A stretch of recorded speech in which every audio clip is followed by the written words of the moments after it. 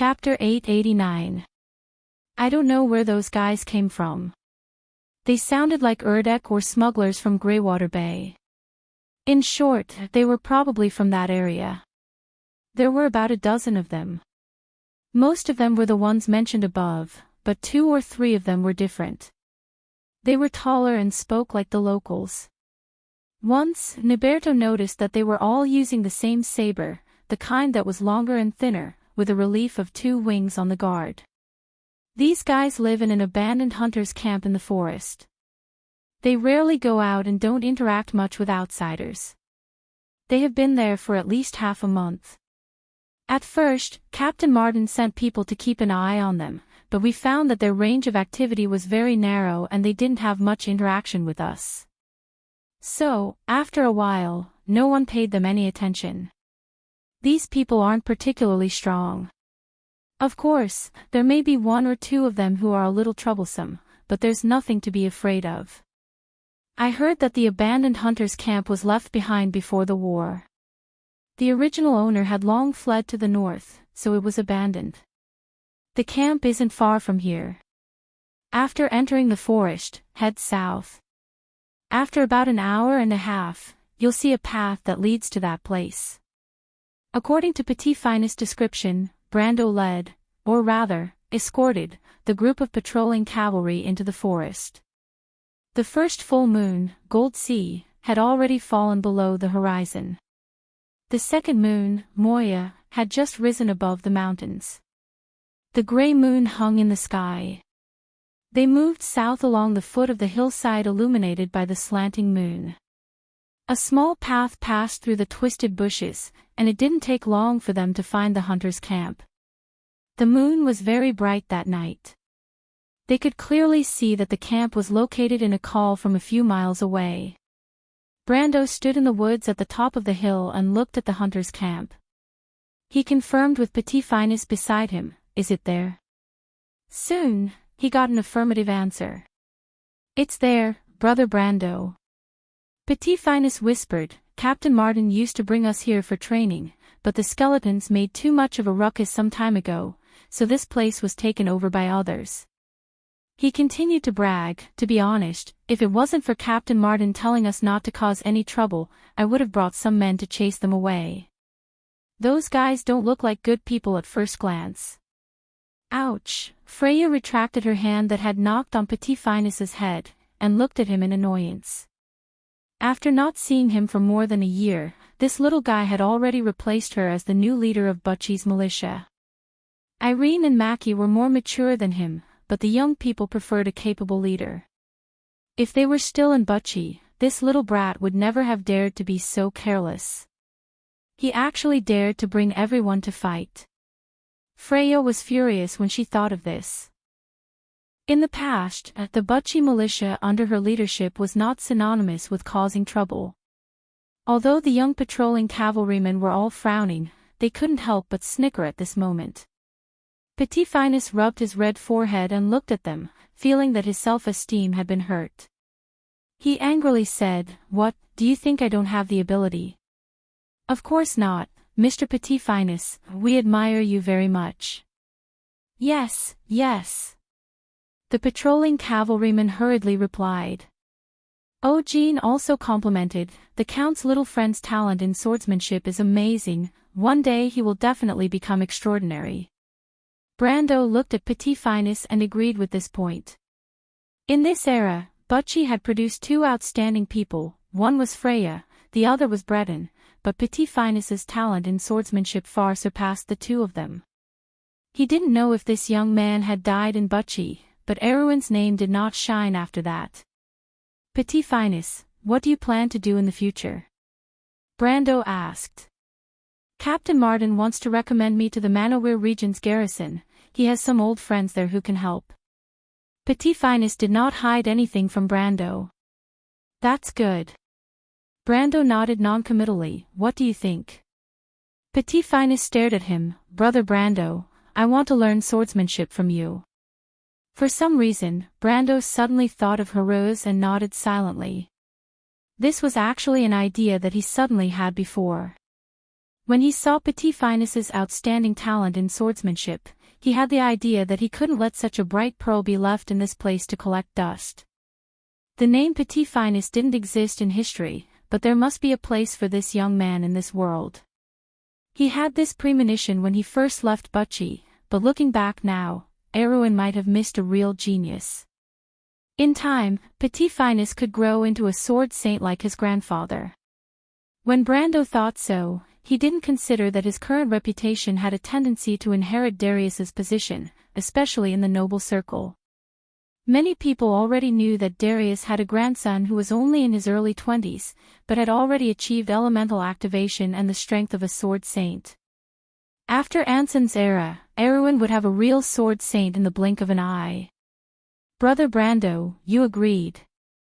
Petit Finus cried excitedly. "Brando, don't spoil him too much," Freya couldn't help but interject. "Captain's arrangement must have his reasons." "I think you'd better ask Uncle Martin first." "Big sister Freya, you can't help outsiders." "Hey, tell me how I'm helping outsiders. Brando is not an outsider." "For big sister, big brother Brando is indeed not an outsider, so I've misspoken." You. Freya was almost angered to death by Petit Finus's words. Brando smiled as he watched the siblings bicker, feeling as if he had returned to Butchie. He didn't care about Freya's worries at all. Martin arranged for Petit Finus to join the garrison at Manawir because he didn't know about his and Freya's situation. Now that they had returned to Butchie, he was afraid that Martin would come to him without him saying anything. The veteran who participated in the November War would know where Petit Finus had a better future. He then looked at the hunters' camp in the valley. He didn't come here on a whim to pretend to be Braggs's security officer, but Petit Finus's description of those people caught his attention. There were about 10 of them, most of them were the ones mentioned above, but there were 2 or 3 of them that were different. They were taller, and their accent was more like the locals. Once, Niberto noticed that they were all using the same sword, the kind that was longer and thinner, with 2 wings embossed on the hilt. This is a typical cavalry sword. Only one type of person in Grimoires would use this kind of sword, and that is the white-winged cavalry. The decorations on the sword also prove this point. So, these 3 people are most likely deserters. Thinking back to Tersch's last words last night, Brendel's heart was suddenly filled with a sense of vigilance. He wanted to investigate this matter thoroughly. However, he didn't tell Freya and Petit Finus since it was just a guess. The group quickly approached the camp, and Brando ordered the patrolling cavalry to surround the entire camp. Perhaps it was because they wanted to show off, or perhaps it was because the young men from Braggs really did have some skills, but under Eugene's lead, they quietly spread out and quickly took control of the camp. When they got closer, they could see a few scattered wooden houses scattered in the forest. A wooden wall about the height of a person surrounded the camp, but the wall was tattered and full of holes. The camp was overgrown with weeds, and it looked like no one had taken care of it for a long time. This point alone showed that these people didn't plan to stay here for long. In this era, refugees were basically fugitives. Eugene looked around and told Brando, "These people actually came back. How bold of them. I thought they would at least move to another place." With Brando's sharp senses, he could naturally hear 12 breathing sounds in the house.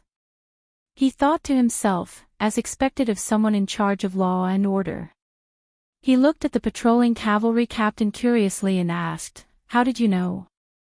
Eugene looked at the count strangely and pointed to the second house. Brando looked and couldn't help but cough lightly. It turned out that there was a person on night watch sitting in front of the door. He patted his head lightly. He was so focused on listening to the sounds that he didn't notice that there was a bandit right in front of him. This was too embarrassing. He quickly shut his mouth and put on a solemn expression so that others wouldn't see that he, the Count, had made a fool of himself.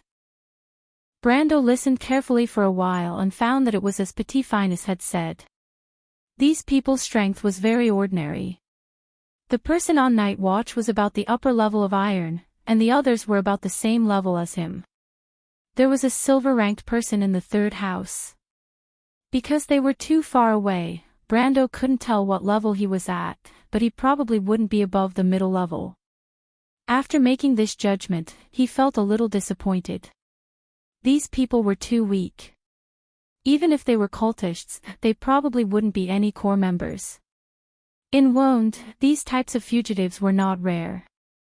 They often roamed around to commit crimes, murder or other sensational crimes.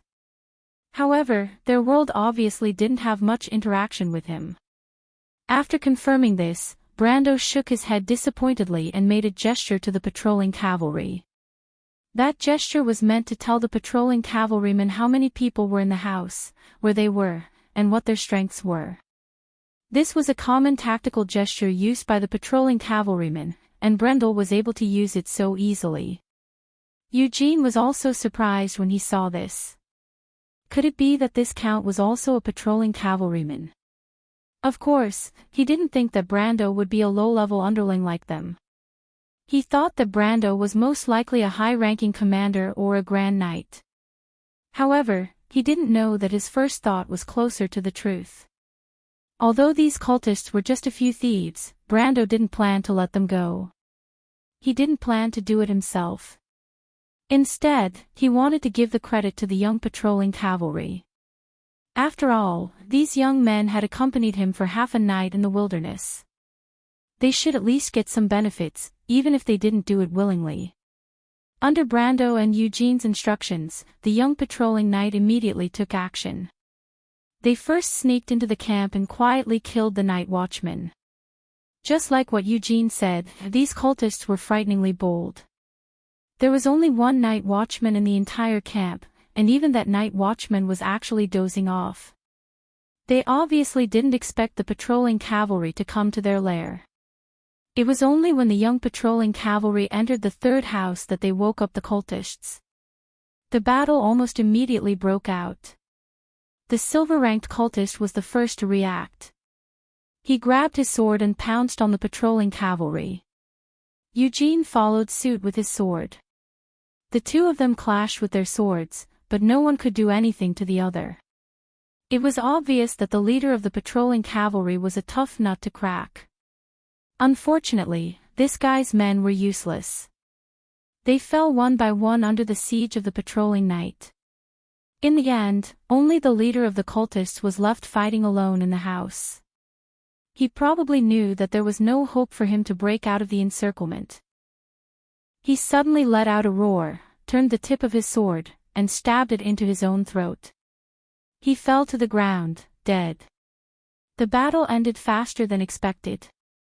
Brando was a little surprised by the strength of the patrolling knight, but he soon understood.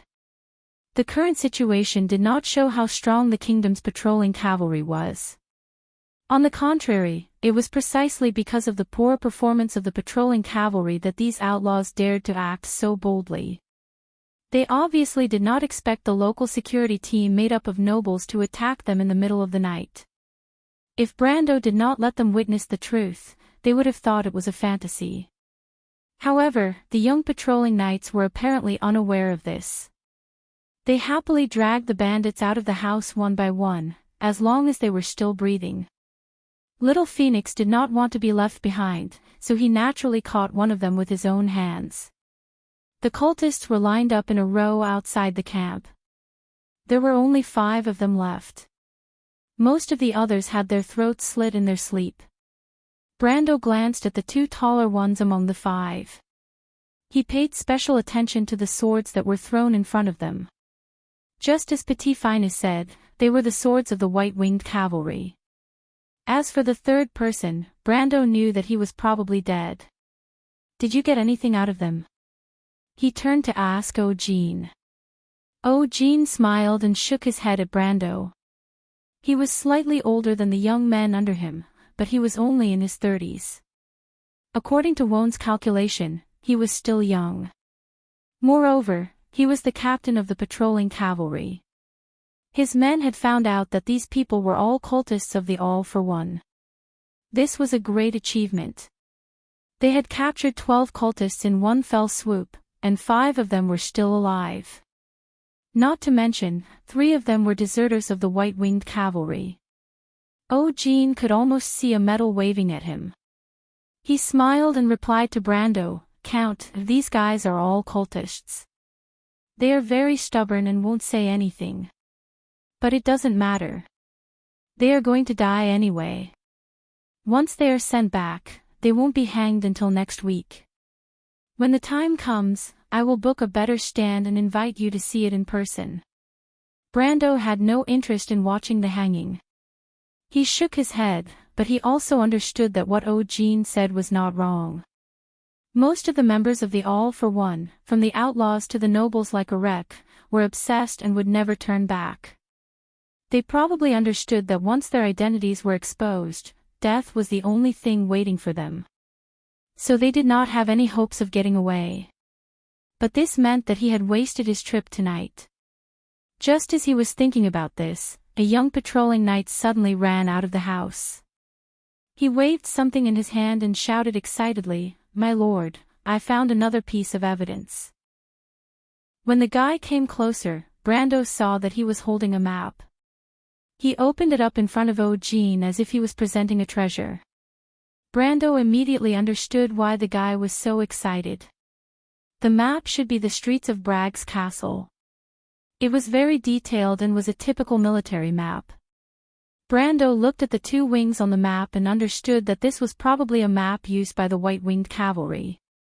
Privately collecting military maps was a serious crime in this era, not to mention stealing it from the army. Brando narrowed his eyes slightly. At the same time, he felt Freya gently touch his hand. Freya also understood military maps. She saw that there were 2 shallow red circles on the map. One of them was marked on Gravedigger Street 52. "Brando," she whispered.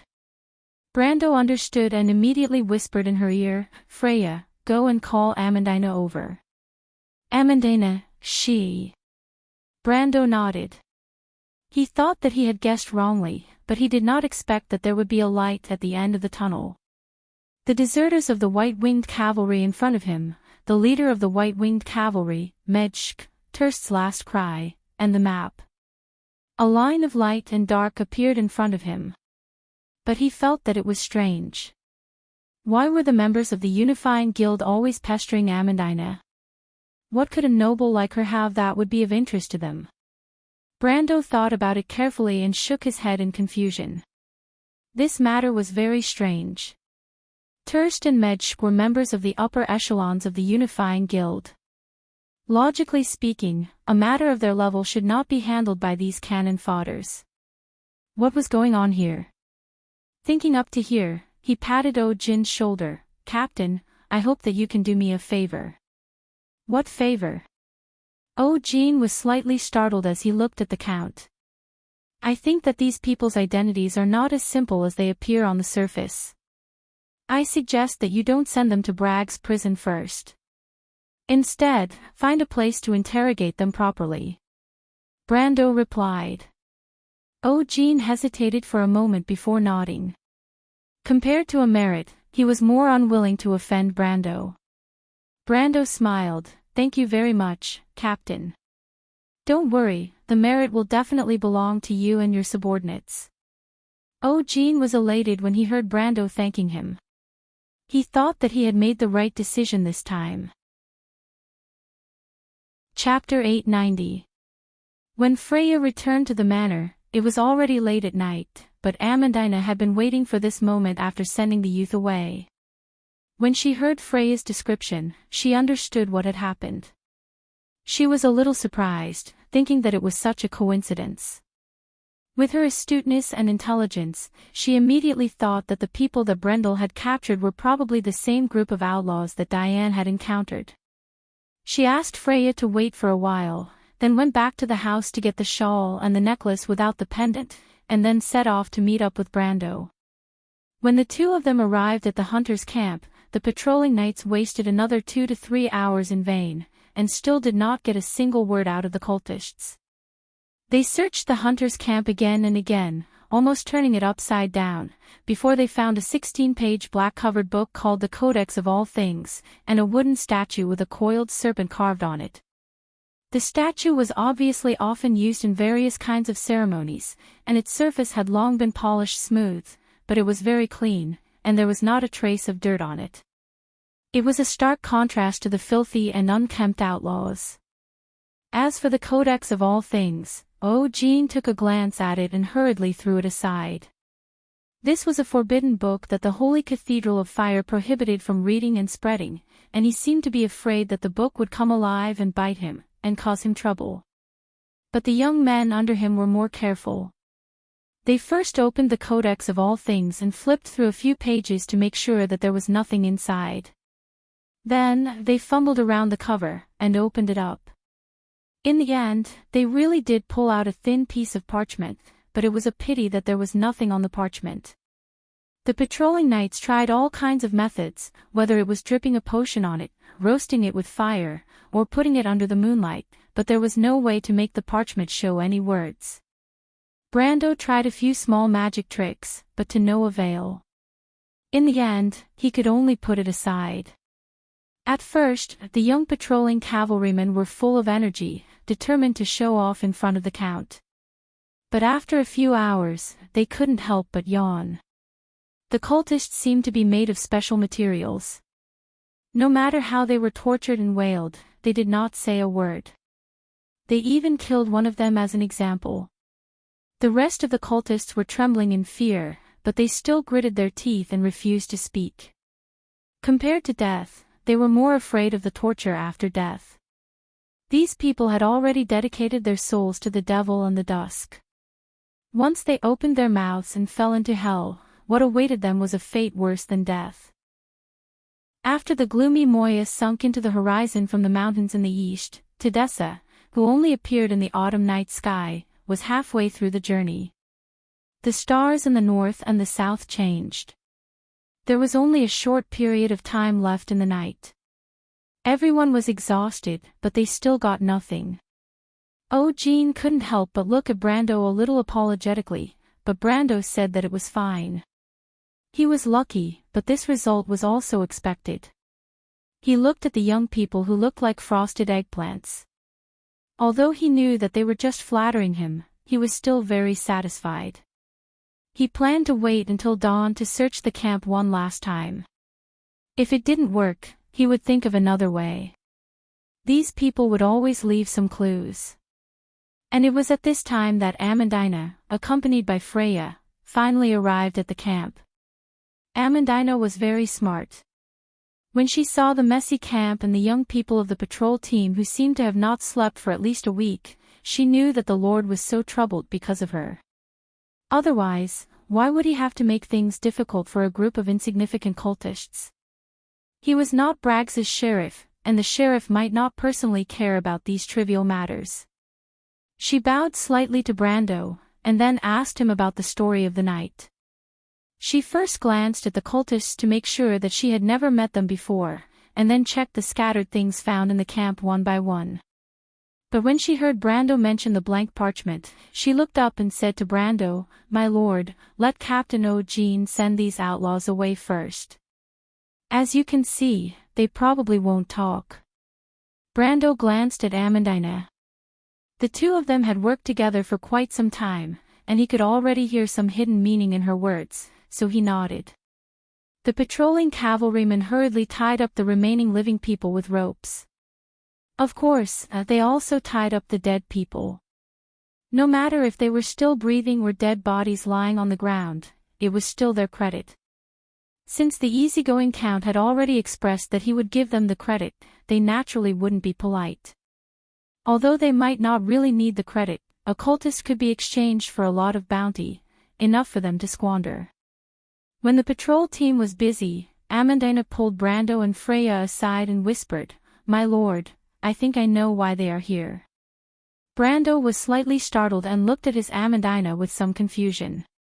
Amandina looked at him and then told the two of them what happened to Dean. Then she said, "My lord, do you still remember the will my father left behind?" Brando nodded. Martha above, I may not be alive for long. If someone is lucky enough to see this will of mine after my death, I am willing to legally transfer all my belongings to this person.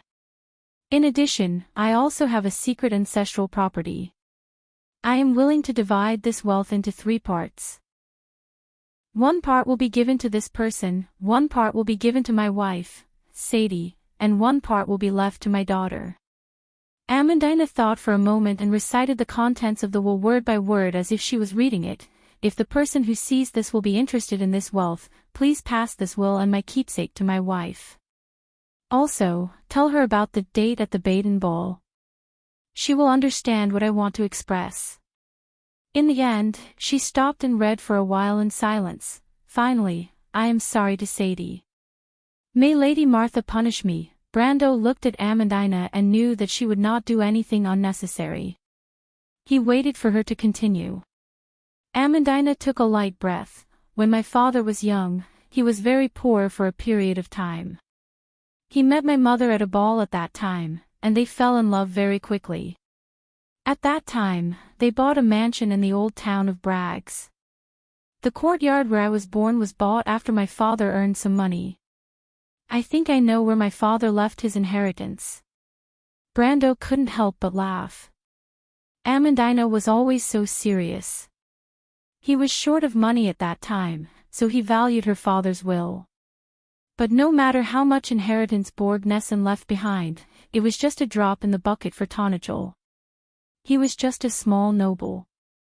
Amandina, since you remember where your father's inheritance is, then think of a way to find it. It's good to have it as a souvenir. He suddenly stopped and looked at Amandina with surprise. You're saying that these people are after your father's inheritance? Amandina nodded her head lightly. This could explain part of the problem. Only these low-level cultists would care about this small amount of money. They might have gotten wind of it from somewhere and wanted to make a fortune. But it could not explain why Terst and Medsch were after it. Perhaps they did not care about the same thing. But Brando looked at the 2 white-winged cavalry deserters who were tied up. Their relationship with Medsch was not a coincidence. He knew that his guess was not correct. If only they could speak, it would be good. But it was impossible. Amandina looked at her lord's deep frown and said softly, My lord, I think I might have some clues about that blank parchment. You have a way. Brando came back to his senses. Amandina shook her head. It's just a guess. I'll have to take a look to be sure. The parchment was placed together with the Codex of all things, sandwiched between the pages of the book.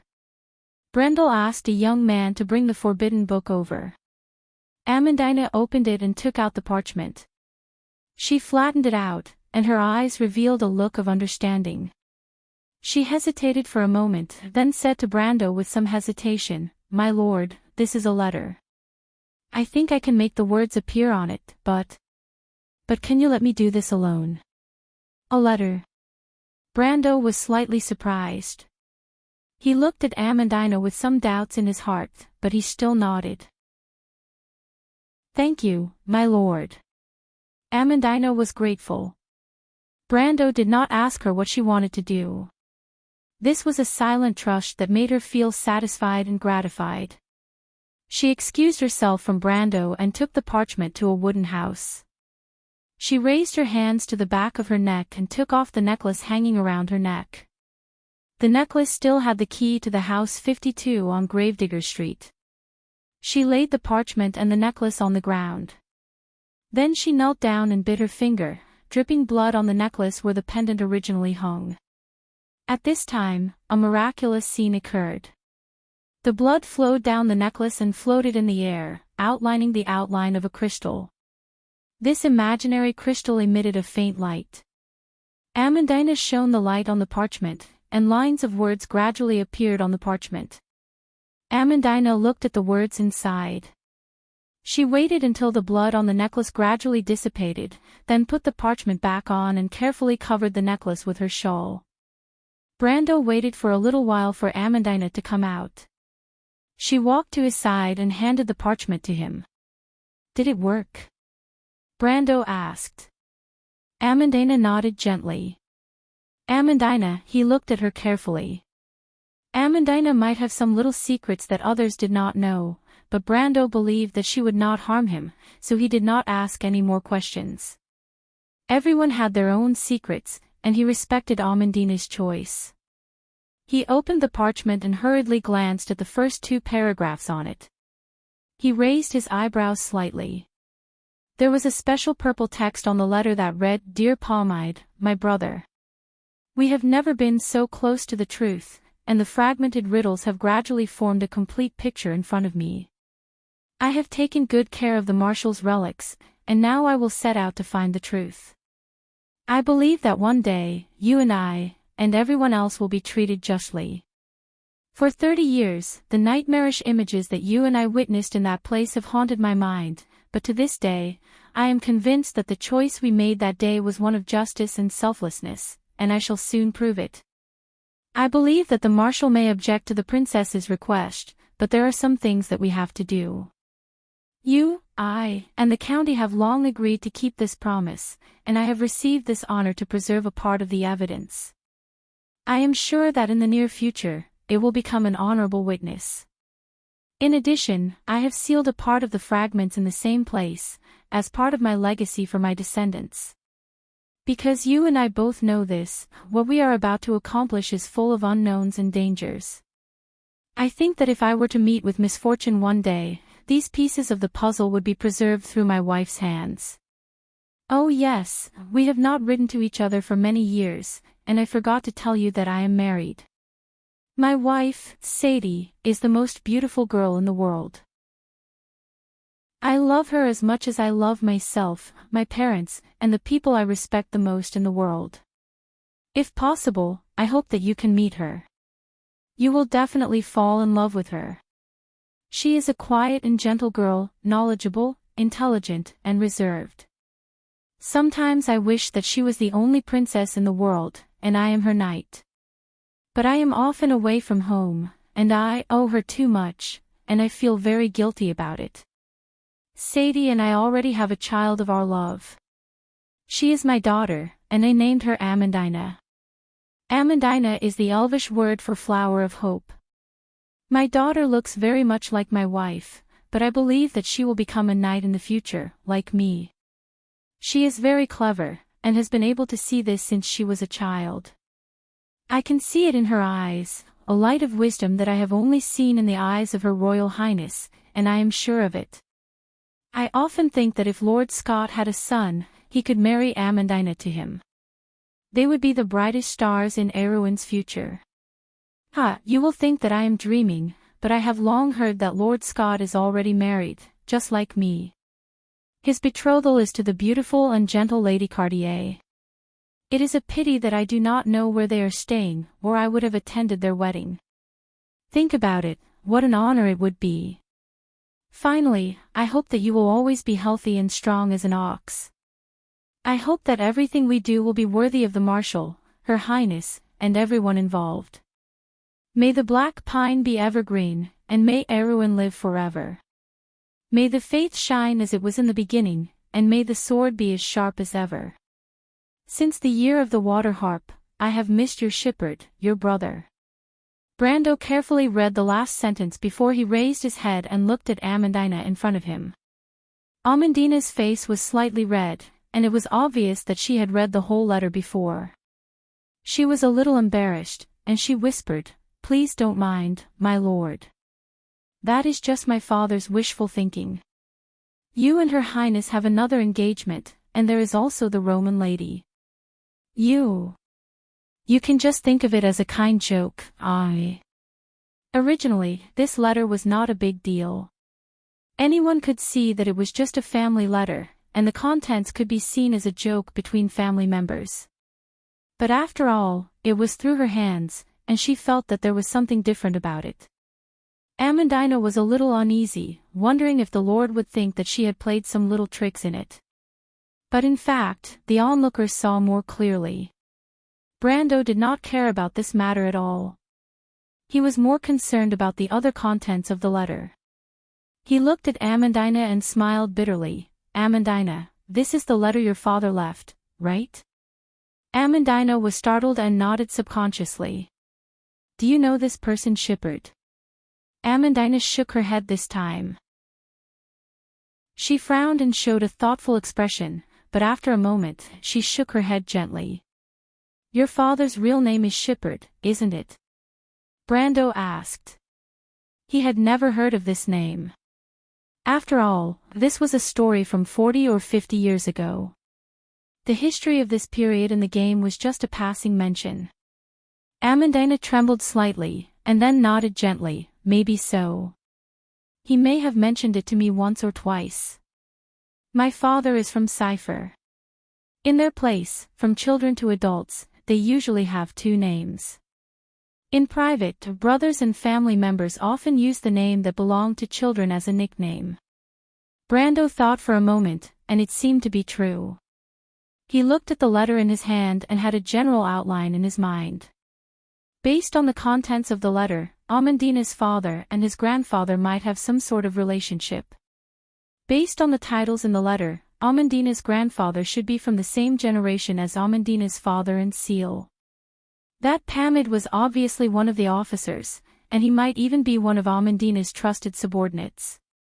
This was greatly beyond his expectations.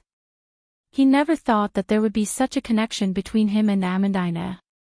In the past, he never believed in fate, but now he could not help but believe in it. It was as if there was an invisible line connecting him and Amandina together. Chapter 891. There was a silence between the two of them, as if they were both thinking about the same question. After a while, Brando asked, Amandina, do you know what your father did before?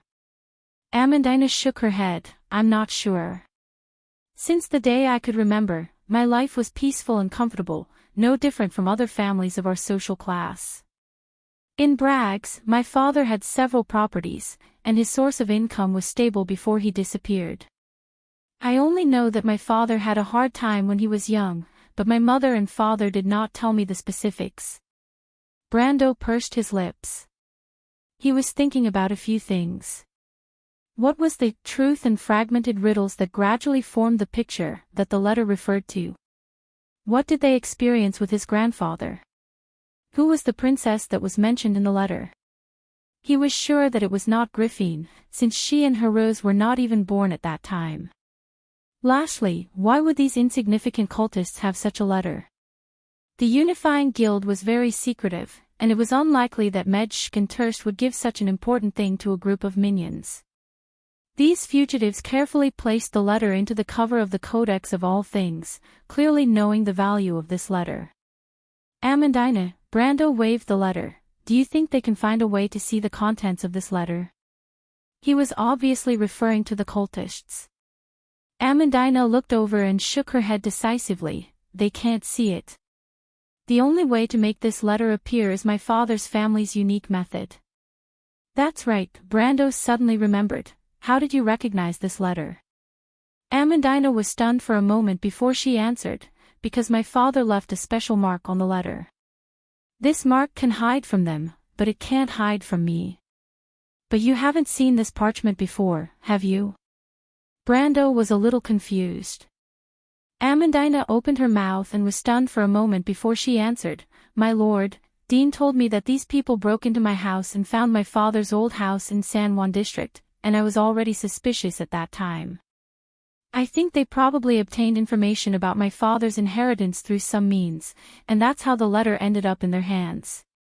It's just that they don't have to understand this letter, otherwise they wouldn't have wasted their efforts.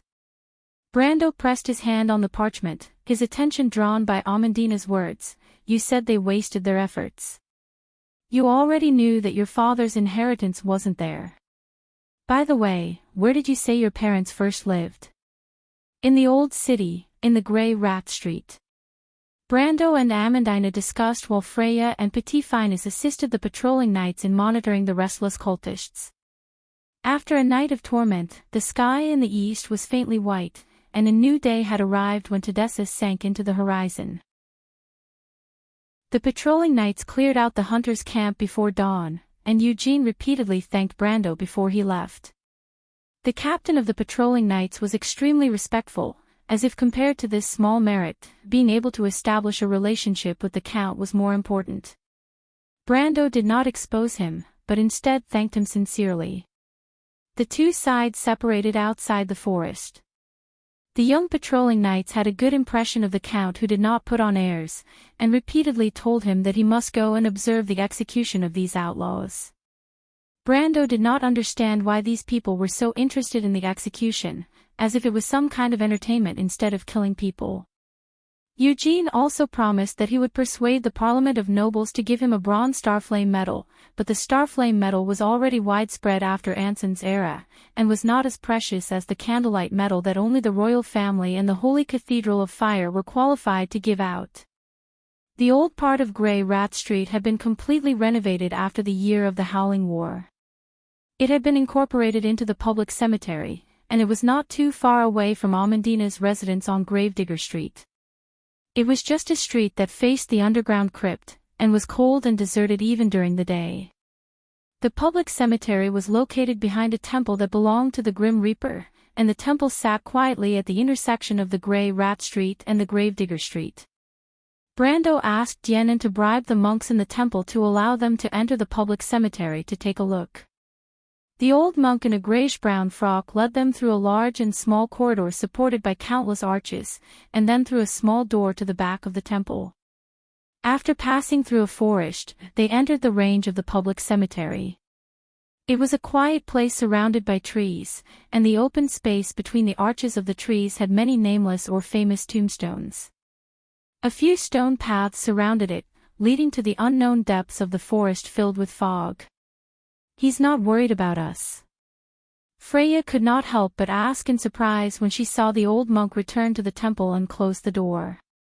"He's just a coward. I've heard that there are many legends about this graveyard. I've heard that there are many strange things wandering around in the forest. Every year, people are killed in this area." Little Phoenix replied with disdain. "It's not that scary. That's just to deceive outsiders, because there are people who want to use this layer of disguise to do illegal things here. Murder, secret transactions, whispers in the forest are all plots and schemes. In fact, these old monks are the ones who know best." After listening to Petit Finus's words, Tienin replied with a smile, "Anyway, as long as someone pays, they don't care what we do. But they're not afraid." Even though she had seen a lot, Freya still found it hard to believe. These are all public secrets. Tomb robbers and corpses are sold. There are even necromancers who secretly buy corpses from the monks to use as research materials. There is a huge underground black market here. How could the monks not know? Freya sighed softly with some disgust. What a blasphemy. The necromancers also believe in Martha, don't they? Tienin replied indifferently. Freya frowned and glanced at him. The young man realized that he seemed to have said something wrong and quickly added, "Those monks are inextricably linked to the Holy Cathedral of Fire. Even the nobles don't want to provoke them. Besides, the nobles have their family tombs. If they don't want to interfere, what can we do? Those necromancers are mostly members of the Grey Domain. Ordinary people don't dare to offend them." Freya knew that he was telling the truth. Although she was unwilling to listen, she just frowned and did not speak. She clenched her teeth tightly. If the old monk appeared in front of her again, she would pull out her sword and stab him in the heart.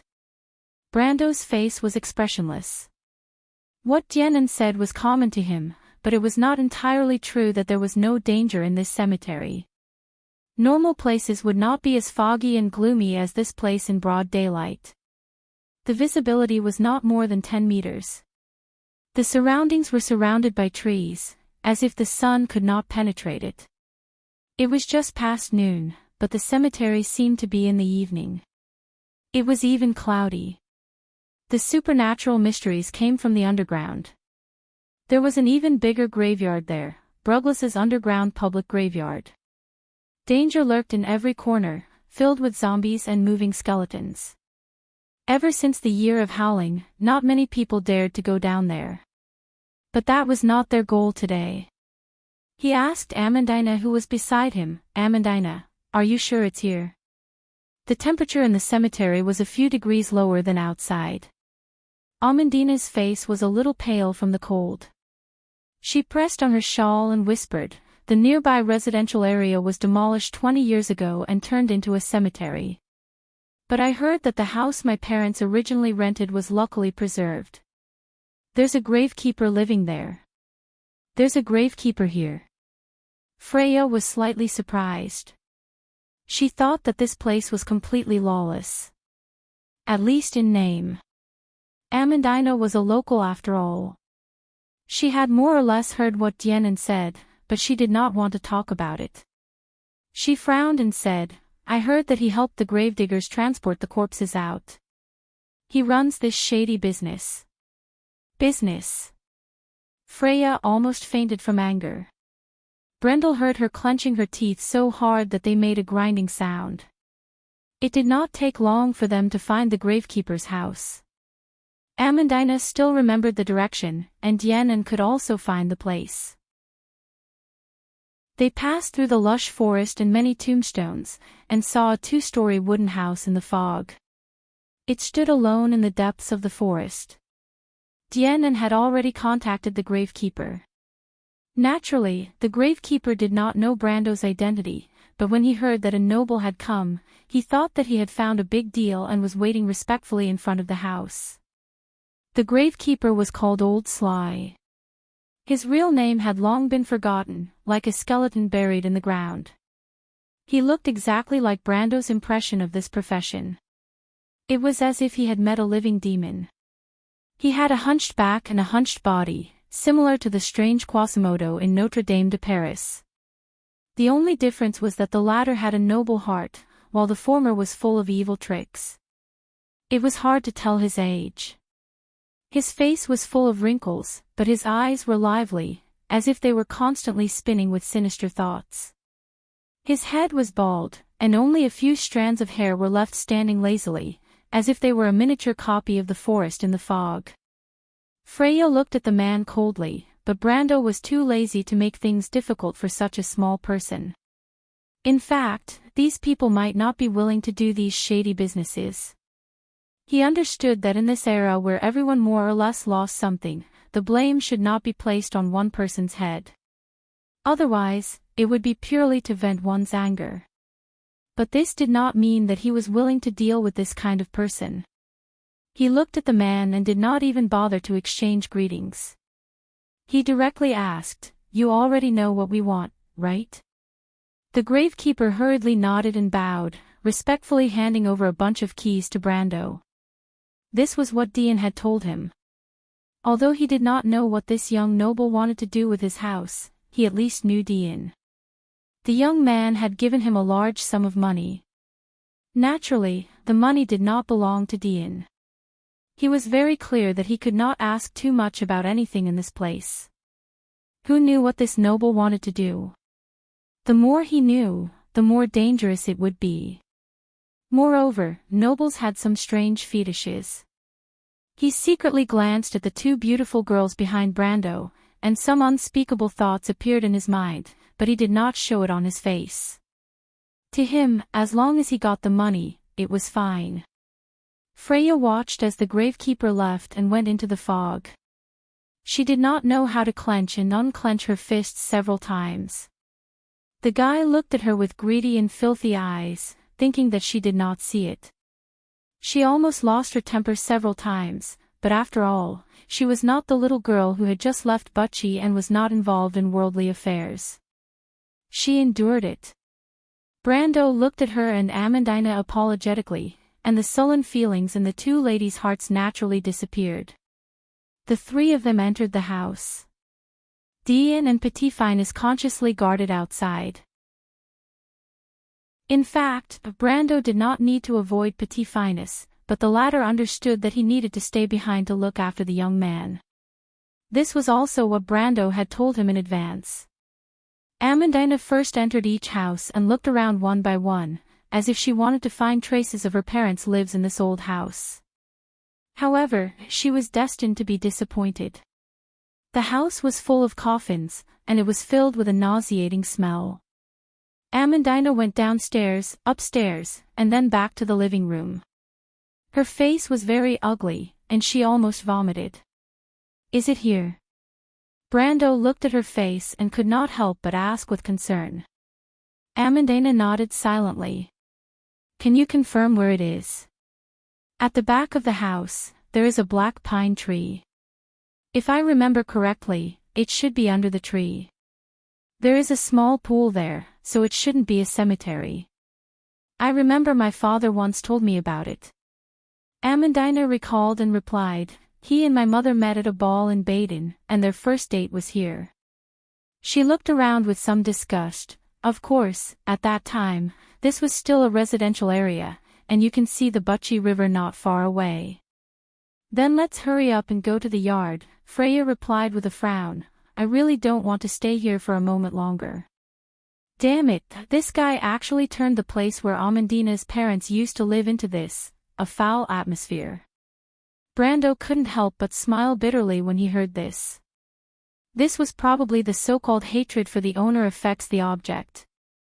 In his opinion, this house was actually not that big of a deal. Shouldn't a gravekeeper's house be like this? The stench was just the smell of decay and the stench of a corpse. Even though the gravekeeper wasn't someone to be hoped for, being condemned because of this was a bit of a disaster. But he didn't dare to say this in front of the two ladies, because he saw Amandina looking at Freya with obvious gratitude. It seemed that ever since they cried in front of their mother, the relationship between the two of them became better. Just like the traditional structure of the house in the Braggs area, the kitchen led to the back door. Amandina brought them to the backyard, and there was indeed a tall black pine tree behind the house. But the pool in her memory had already dried up.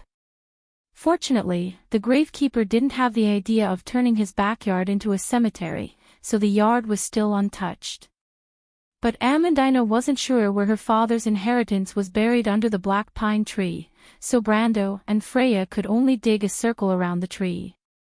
Fortunately, the gravekeeper's house had a shovel, and the two of them had an endless amount of strength. In the first hour or two, they didn't find anything. Amandina's father seemed to have buried the inheritance very deep, or they guessed wrong, the inheritance wasn't here at all, or it had been dug away by someone else. In short, the hole got deeper and deeper, but there was no trace of the inheritance. But when Freya had dug about 2 to 3 meters deep in a certain direction, she suddenly felt her shovel hit something hard. She immediately realized that she might have found something. She quickly stopped and dug up the soil to take a look. Sure enough, she found a rusty iron chest buried under the soil. The box wasn't too big, about the size of a suitcase.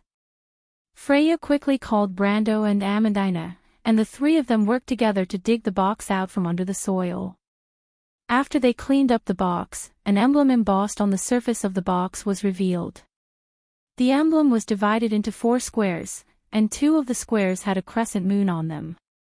Brando couldn't help but exclaim softly when he saw the emblem. The crescent moon was the symbol of the Erwin family. The emblem of the Cipher family was a crescent moon embedded in a full moon on the shield.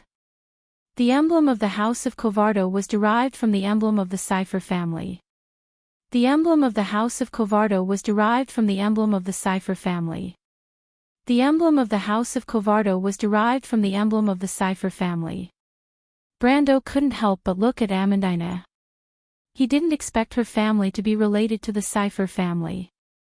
But his knowledge of heraldry was lacking, otherwise he would probably be able to recognize that she was a descendant of the Cipher family. "My father is a noble from Cipher, my lord," Amandina had to explain in a low voice. Brando suddenly understood. The nobles of Cipher family were more or less related to the Cipher family. This was not surprising. But this doubt only flashed through his mind, and he quickly threw it away. He looked at Amandina. At least for now, the most suitable person to open the box was undoubtedly this noble lady. 2 chapters will be available this weekend. I hope you enjoy reading them, and I'll also ask for monthly votes. Chapter 892. Amandina, you open it. Brando looked at the box and said.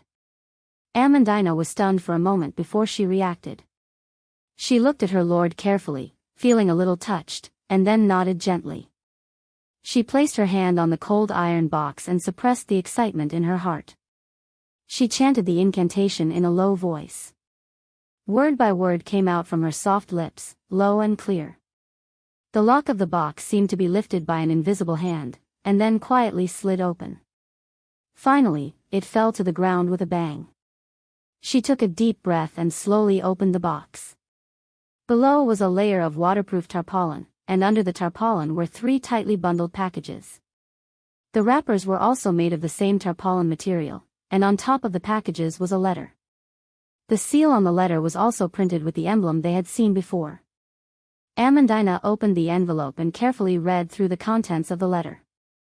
The contents of the letter were similar to the will. If someone else found this inheritance, he hoped that the person who found it would split it into 3 parts. He would be able to inherit the richest part, while the other 2 parts and some miscellaneous items would be left to Amandina and Sadie. At least they would have something to rely on in life, and at the same time, it would also be a memento. There were also some words left for Amandina in the letter, probably hoping that she could be happy and forgive his irresponsible father. After reading the last sentence, Amandina held the letter with both hands for a long time without saying a word. She lowered her head, and her thick eyelashes trembled slightly like feathers. Brando and Freya looked at each other behind her. The future Valkyrie's eyes were full of sympathy, and she almost wanted to share the sorrow in Amandina's heart.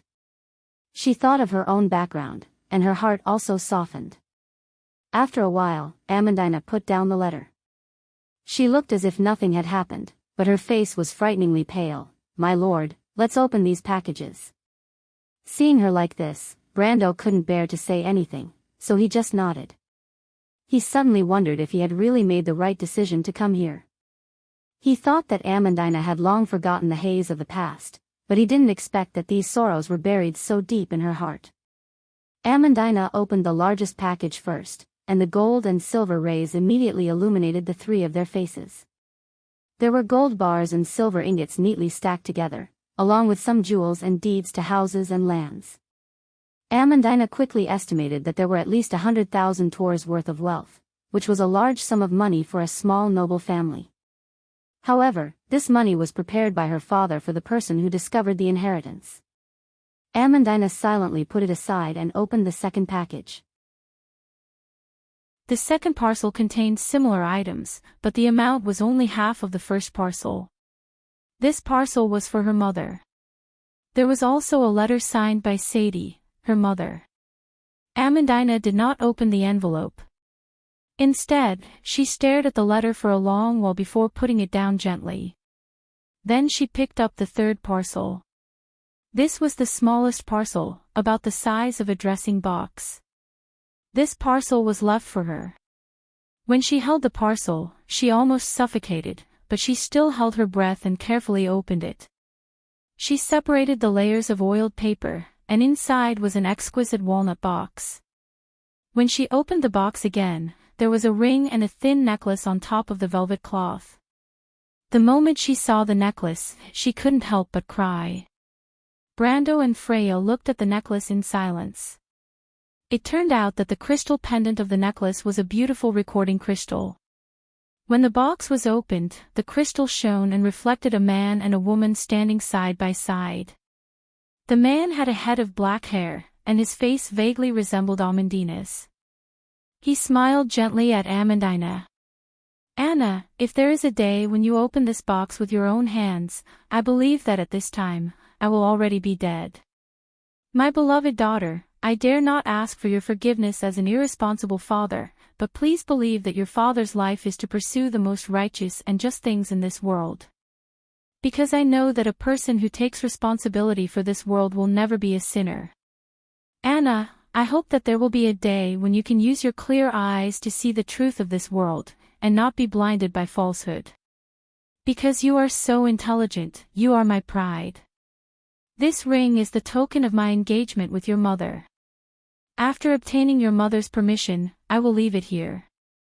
I hope that one day it can be a witness to your happiness, to your other half." Anna, the gentlewoman who resembled Amandina, said with a smile, "I hope that one day, you'll be able to find your own happiness." "Liar." Amandina sobbed, as if the emotions that she had been suppressing were finally bursting out like a flood that had broken through a dam.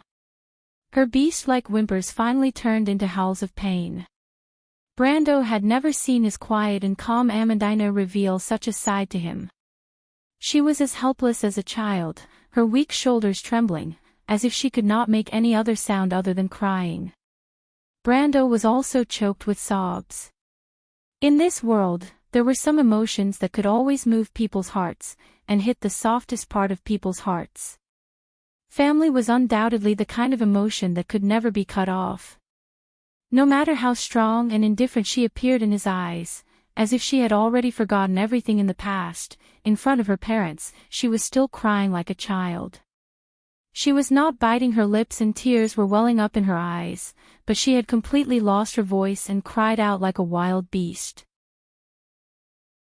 Freya also turned her head and wiped the corners of her eyes with her hand. She did not know how much time had passed. Amandina finally sorted out her feelings. She blushed and tried not to look at Freya and Brando, as if she was afraid of being seen by them as a joke. "My lord, I have checked carefully. It seems that there are no relics of Lord Darius here." As soon as she opened her mouth, her face could not help but turn even redder. Because her voice was so hoarse, it was almost like a different person was speaking. Brando looked at her with some concern and asked, "Are you okay, Amandina?" Amandina shook her head and sighed softly. Her heart was in a mess, and for a moment, she could not tell if she was really okay or not. But in any case, after getting the things that her father left for her, the hatred in her heart for her father who left without saying goodbye seemed to be less intense.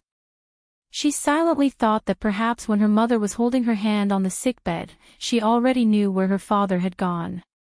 They had always known, because her father had never lied to her mother. They just worked together to deceive her. She smiled, then shook her head gently. Although the tears still hung on her cheeks, Amandina's smile was very cute. Brando finally breathed a sigh of relief. He looked at Freya, and the kind-hearted girl of Butchie also breathed a sigh of relief. There were no relics of Darius in the box, which was completely opposite to what was written in the letter. This was both within and outside of Brando's expectations. He thought for a moment before answering, "Amandina, your father could not guarantee that the person who unearthed his inheritance would be you, nor could he guarantee that the person who unearthed it would keep his promise to give the inheritance to you and your mother, so it is unlikely that he would put such an important thing directly in the inheritance." Amandina nodded her head. "But he clearly wrote in the letter." Freya asked with some confusion, "That was a private letter, there was no need for him to lie, right?"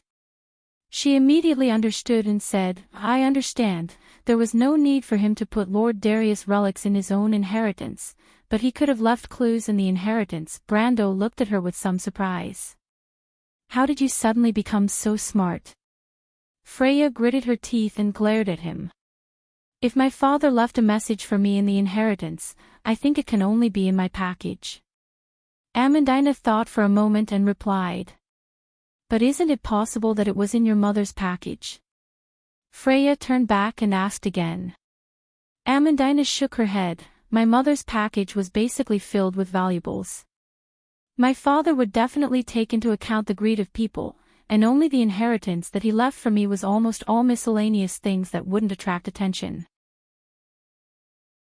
Moreover, I've also checked my mother's package before, and that letter, there was nothing in it that was worth paying attention to." "Amandina, you guessed it a long time ago, you're really smart," Freya said with some envy. She was never the smartest one in the Knight Academy, and could even be said to be a little stupid. But for those who were truly talented, she only envied and did not have the slightest bit of jealousy. The princess told her that her father was the most talented knight lord in Erewhon's previous era, which made her very distressed. Why was she so clumsy? Amandina smiled slightly. Have you checked it? Brando asked again. Amandina nodded. I've checked the necklace, the ring, and the box inside and out, but I didn't find any clues. She thought for a moment and replied, I don't think my father would leave such important information in a conspicuous place. I'm afraid only by taking them apart will I be able to find out where the clues are. But that's the last thing your father left for you. It's okay, my lord, Amandina replied softly. This is also my father's wish, he won't blame us for this. Besides, if we miss someone, we should keep it in our hearts and not be entangled in these external things. She opened the box, but Brando held her hand. I'll do it. He said, show me the necklace. Amandina was slightly startled. She raised her head and looked at her lord, then nodded and put the necklace in his hand. Brando took the necklace and carefully examined it. Then he pinched the pendant of the necklace and gently turned it. After only a moment, the pendant really did loosen. He dropped the pendant in a certain direction, then carefully held it up to the light in the room, and then pulled out a wrapped piece of paper from it. His actions were without the slightest hesitation, as if he had planned all of this in advance and had already guessed that the note was hidden in the necklace. Freya and Amandina, who were next to him, were completely stunned. My lord. Amandina's mouth was slightly open. She almost thought that her lord was an omniscient and omnipotent god. Recording crystals had a physical characteristic, their crystal structure was hollow. Brendel had thought of this when he checked the necklace, and he tried to remove the pendant from the necklace. He did not expect to succeed in one try, and he found the key to the pendant. This was also a coincidence. He handed the necklace over to Amandina and explained the reason to her with a wry smile. Amandina finally understood the reason, but she still looked at her lord with great respect. Amandina was a researcher of magicite runes, so she was most familiar with all kinds of crystals. However, the recording crystal was a rare item because it was a man-made magic crystal. There were very few people who truly understood its physical properties. Only her lord, who was so knowledgeable that it was almost unheard of, was able to use it so easily. The three of them opened the note and found that there were some strange symbols drawn on it. It was like a child's scribbles. Brando and Amandina did not understand what it was at first, but Freya said softly, "Ah, this is a military secret rune." Military secret rune. Brando was slightly surprised. He knew that there were often secret messages that needed to be passed on in the military. Every country had a set of secret symbols that were modified from ancient runes. He was very familiar with Erewhon's military secret runes, whether it was the Ancient secret runes, from 30 years ago, or the new secret runes, after the Great Frost upheaval. He could decipher them, but the ones in front of him were obviously not any of them. He looked at Freya with a questioning gaze, and the future goddess of war nodded affirmatively at him. This is the military secret rune of the Cruise people, and it's an old secret rune from half a century ago. I just happened to learn it in the Royal Academy. Amandina also realized what she was talking about. Yes, Amandina replied as if she had recalled something. When I was young, my father taught me some of this secret rune, but he did not tell me what it was at that time. Brando did not expect Freya to have learned the secret rune of the Cruise people. He immediately asked, "Can you decipher it?" Freya read it carefully and nodded. "It's not a big problem, Brando, this looks like a map. What are these?" There were three things in front of Freya: a light gray crystal, some reddish-brown stone pieces, and a papyrus map with only a few lines. These three things were taken out from the same iron box. This box was taken out from under the floor of an old house in Hood after she deciphered the secret rune. Of course, she did not recognize any of them. Brando thought of a way to get Dian to spend some money to smuggle out the inheritance from her father's tomb. He cast an elemental protection spell on the box so that those people would not be able to open it. There was a lot of work going in and out of the tomb, and the wizards who secretly practiced dark magic would not bring out the corpses one by one, so it was not strange that they used a box. Brando was originally worried that it would arouse suspicion, but he underestimated the extent to which these things were common in the eyes of grave robbers.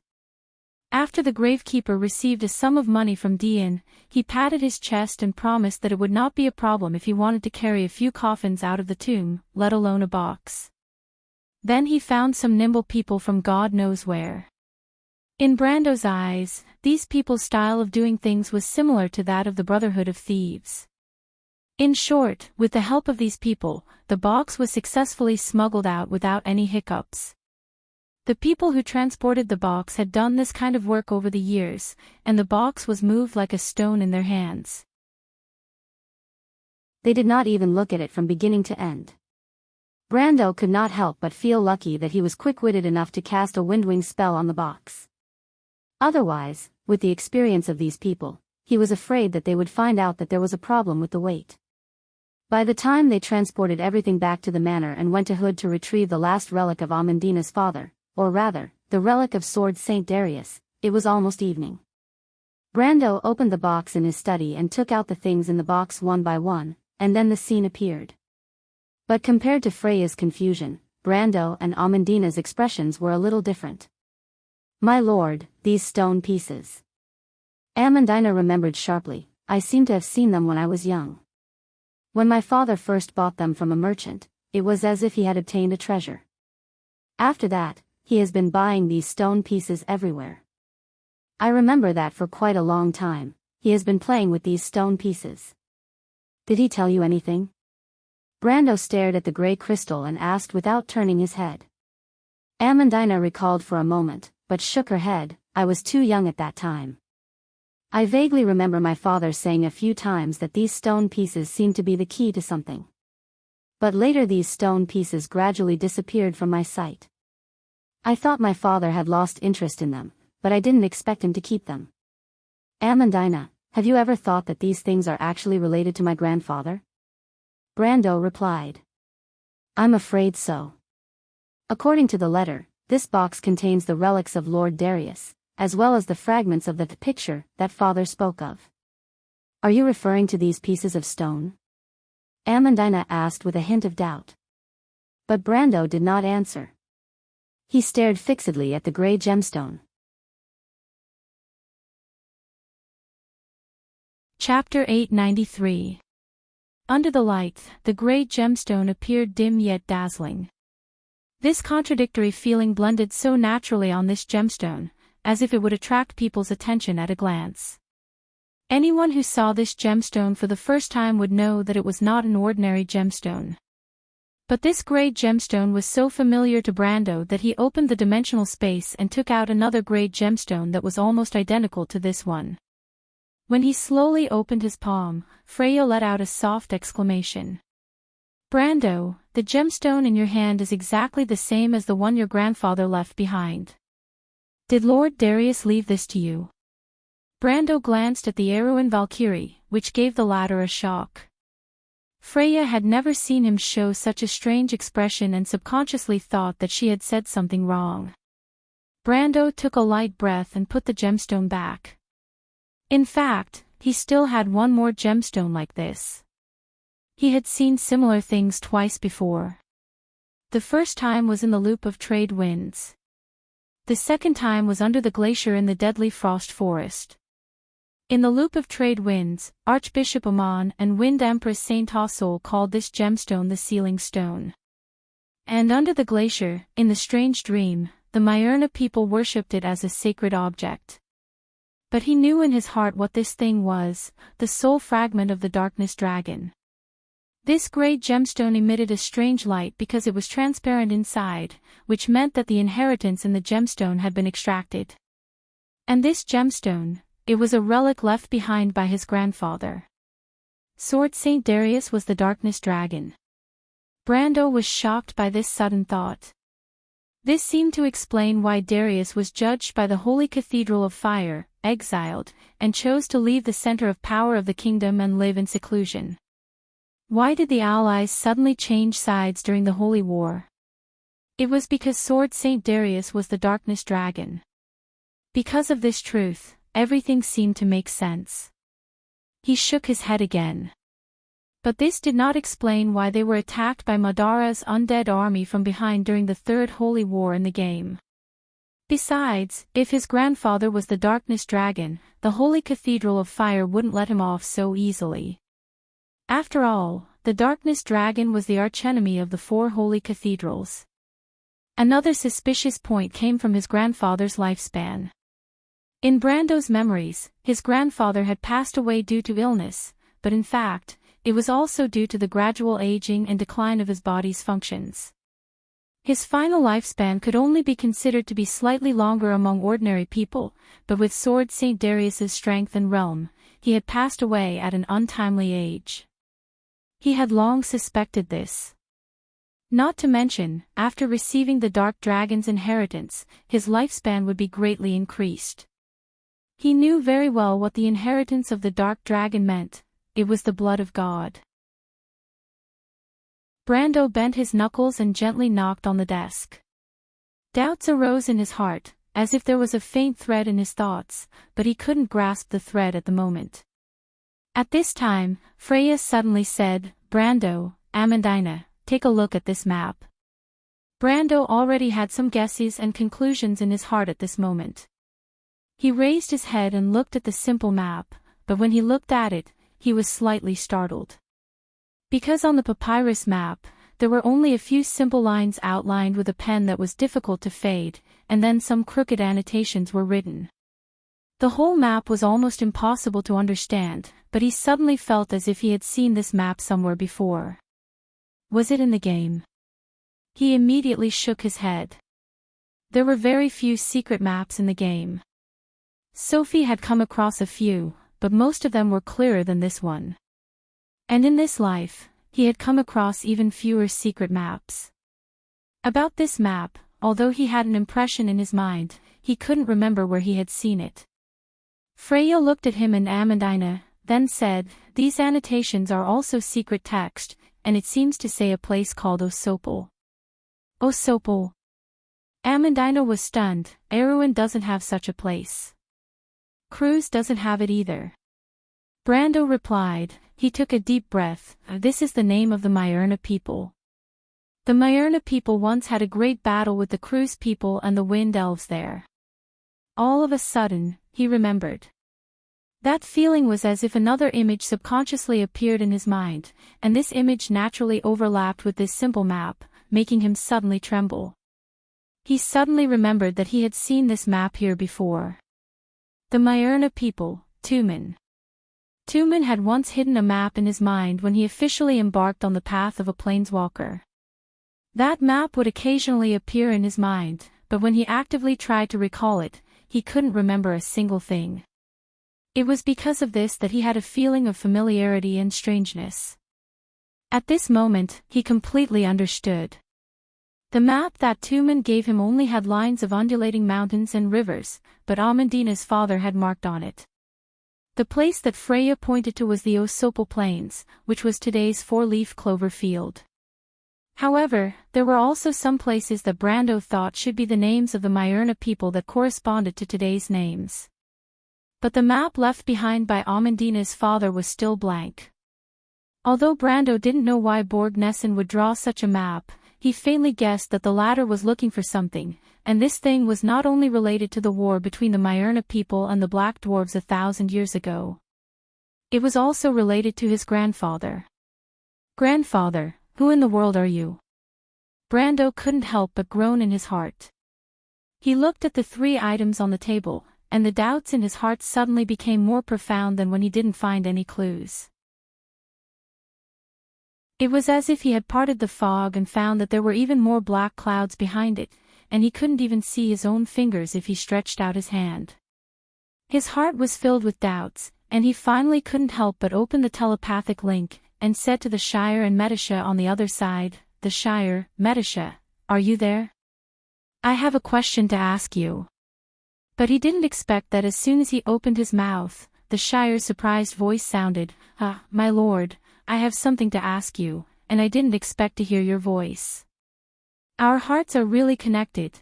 Cut the crap, Brando interrupted him in a huff. The Shire, let me ask you, do you know the two people, Fearmead and Shipperd?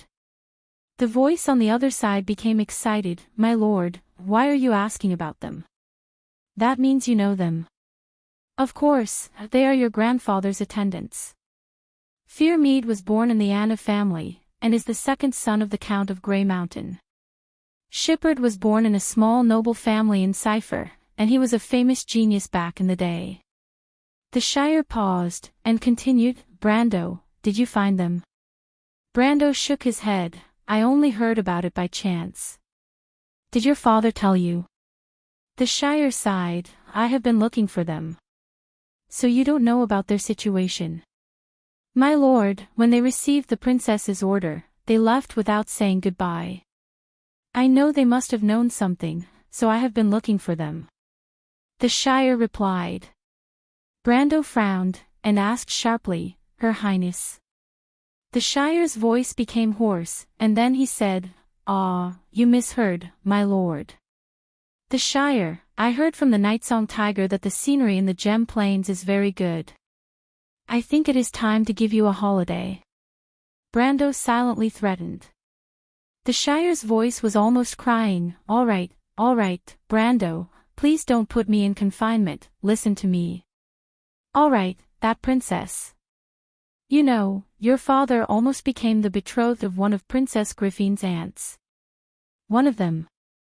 I can't reveal her name, I have to protect a lady's reputation. Besides, she may not meet you. The Shire said helplessly. Is what you said true? It's absolutely true, the young attendant mage promised solemnly. Brando frowned. He felt that this guy's words were not completely trustworthy, but if it was true, then the clues were cut off again. He shook his head, and suddenly he remembered something. What do you want from me? Don't you have something to ask Medisha? The Shire's forehead was full of cold sweat, and he wanted to change the topic, but he heard Brando's cold snort, and he quickly replied, All right, I mean, if you don't have something urgent on your side, you should listen to a piece of news from me. What news? Brando was surprised. It was a magic message from a certain countess's subordinate, and she passed it to me. Dilfari. In front of the princess was a silver brooch. She picked it up and looked at it carefully, then silently put it down. She still remembered the situation that afternoon. The afternoon sun seemed to have a certain taste, and the leaves rustled, but there was no sound except for the silence. She gently tiptoed, then slowly retracted her cold lips. Brando's eyes widened, and he looked at the princess with some confusion. Brando, I'm really grateful to hear that you still want to go down this path, but I still hope that you can seriously consider our engagement. Why? Brando frowned and asked. Erewhon is a small country, and to fight against potential enemies, we must gather the power of the whole kingdom, and even restore the ancient system, Griffin said. Griffin took a few steps back and looked at him carefully with her light silver-gray, bright eyes. But this ancient kingdom has been ruled by Cipher and my family for 2 generations. I know it too well. The nobles under my father's rule have different intentions, short-sighted, and only a few have ideals. These people are not worthy of trust. As if to emphasize this sentence, she gently shook her head. The kingdom must re-centralize power, re-establish the local tax system that has been suspended since Anson's time, and weaken the military power of the nobles. But, Brando suddenly understood the hidden meaning behind it. But the Southern Territory already had the foundation to restore the royal power, but the right to decide the future of the whole Southern Territory fell on him. If he supported the princess without reservation, then whether Duke Anthony, Duke Vero, or Duke Grenoires objected or not, the final result would not change. The Battle of Autumn Twilight had already shown that Tonajul had such a decisive military power. But if he objected, or even just maintained the status quo, then the local nobles would follow his lead and be indifferent. Indeed, the Duke of Vero was the princess's grandfather, and the Duke of Anthony was, at least in name, an ally of the princess. The Highland Knights were detached, but the local nobility and the central royal family were naturally antagonistic. The Duke of Vero would never risk losing his power to support his granddaughter, and the Duke of Anthony was the same. They were happy to see a royal family close to them, but would not allow it to override them. This was a natural conflict between the princess's ideals and the duke's core interests. But what should he do?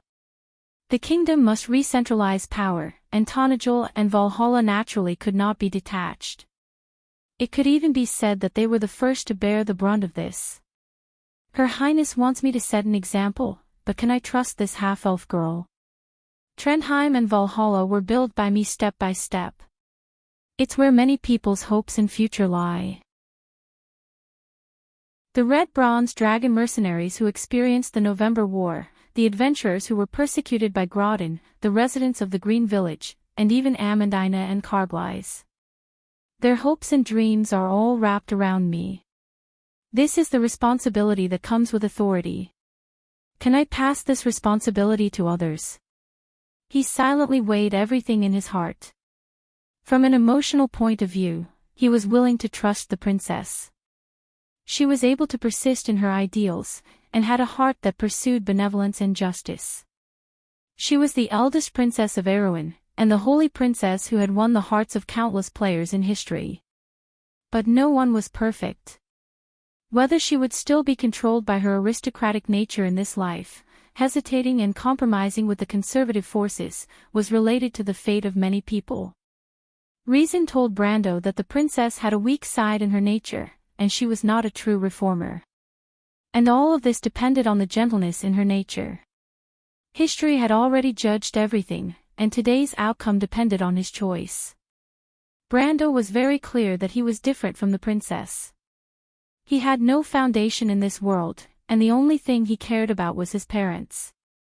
But Princess Griffin had an unbreakable connection with the old nobles, and she was not the ruthless Silver Queen. Brando looked at the princess in front of him. She was half a head shorter than him, and she raised her head slightly. Her pale silver-gray eyes did not avoid his gaze.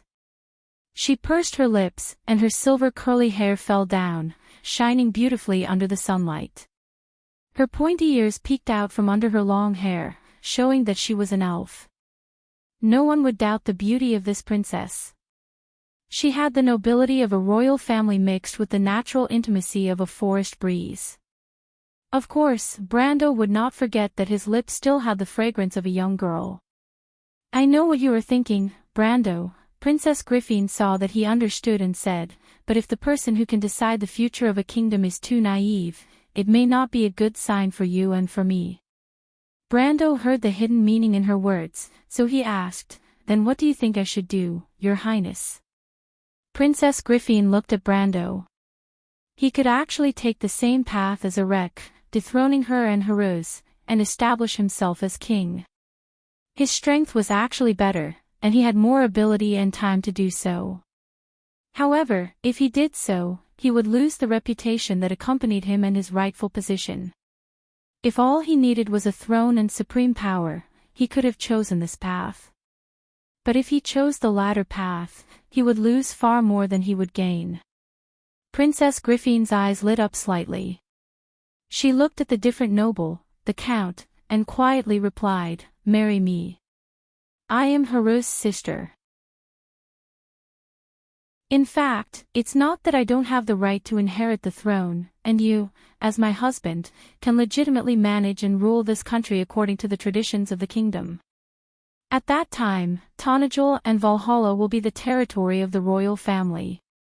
Vero, Lantern Island, and even Grimoires and Karsuk will submit to you, which is also a legitimate matter." She paused.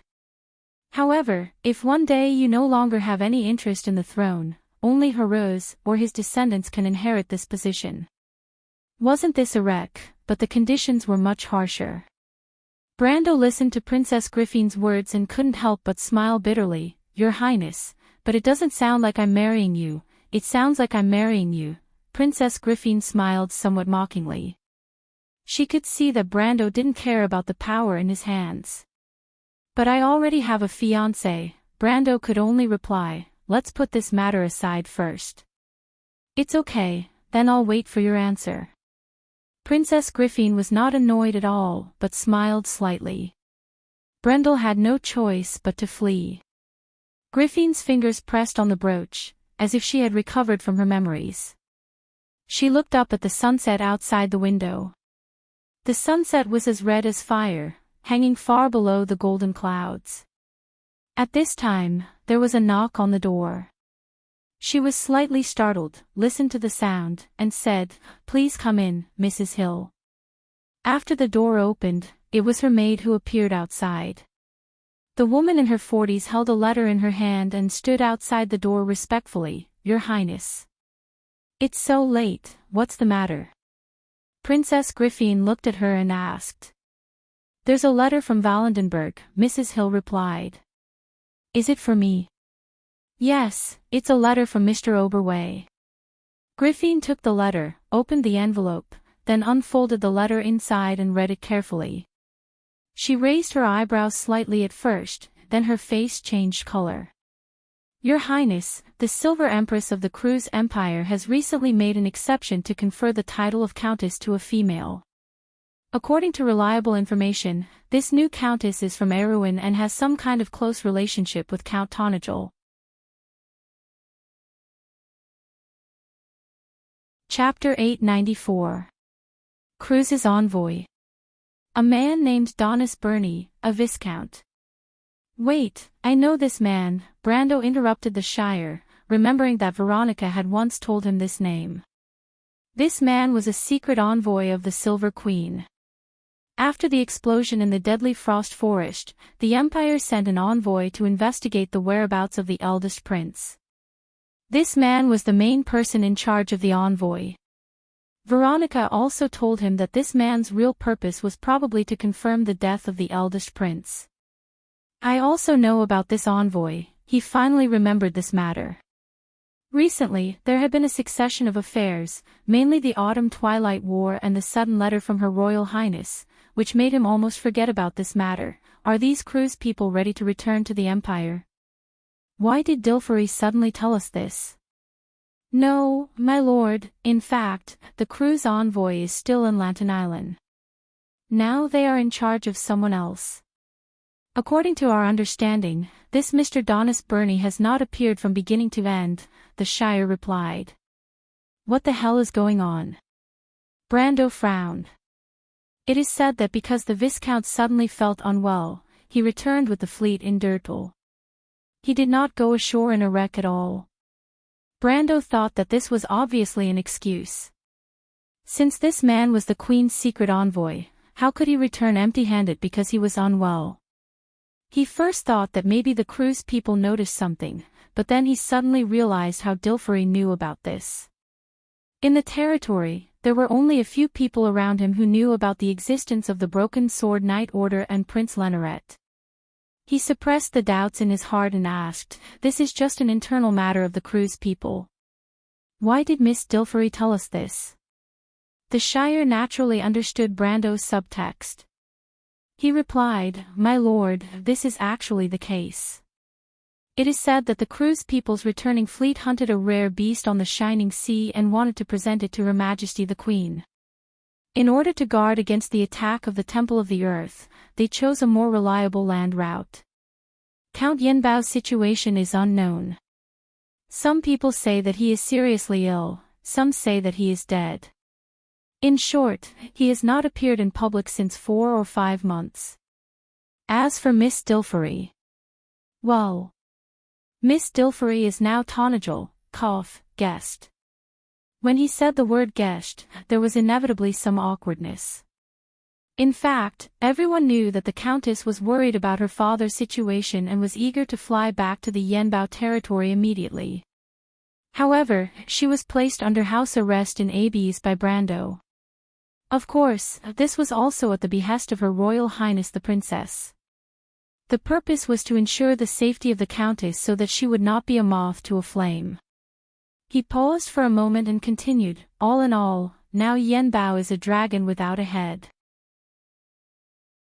Those guys led by Baron Dahl spread all kinds of rumors all day long, wanting to seize the Count's power. However, the Yenbao family's reputation is still there, and it will be difficult for them to succeed in a short time. The Cruz Empire has also had considerable influence in Yenbao for a long time, so of course, these people will not let go of the opportunity to curry favor with Viscount Donna's Burney. I don't know if you still remember that you and Her Royal Highness had asked Count Yanalasu to investigate Yenbao. Soon after that, the Count sent a group of people into Yenbao. These people were quite efficient.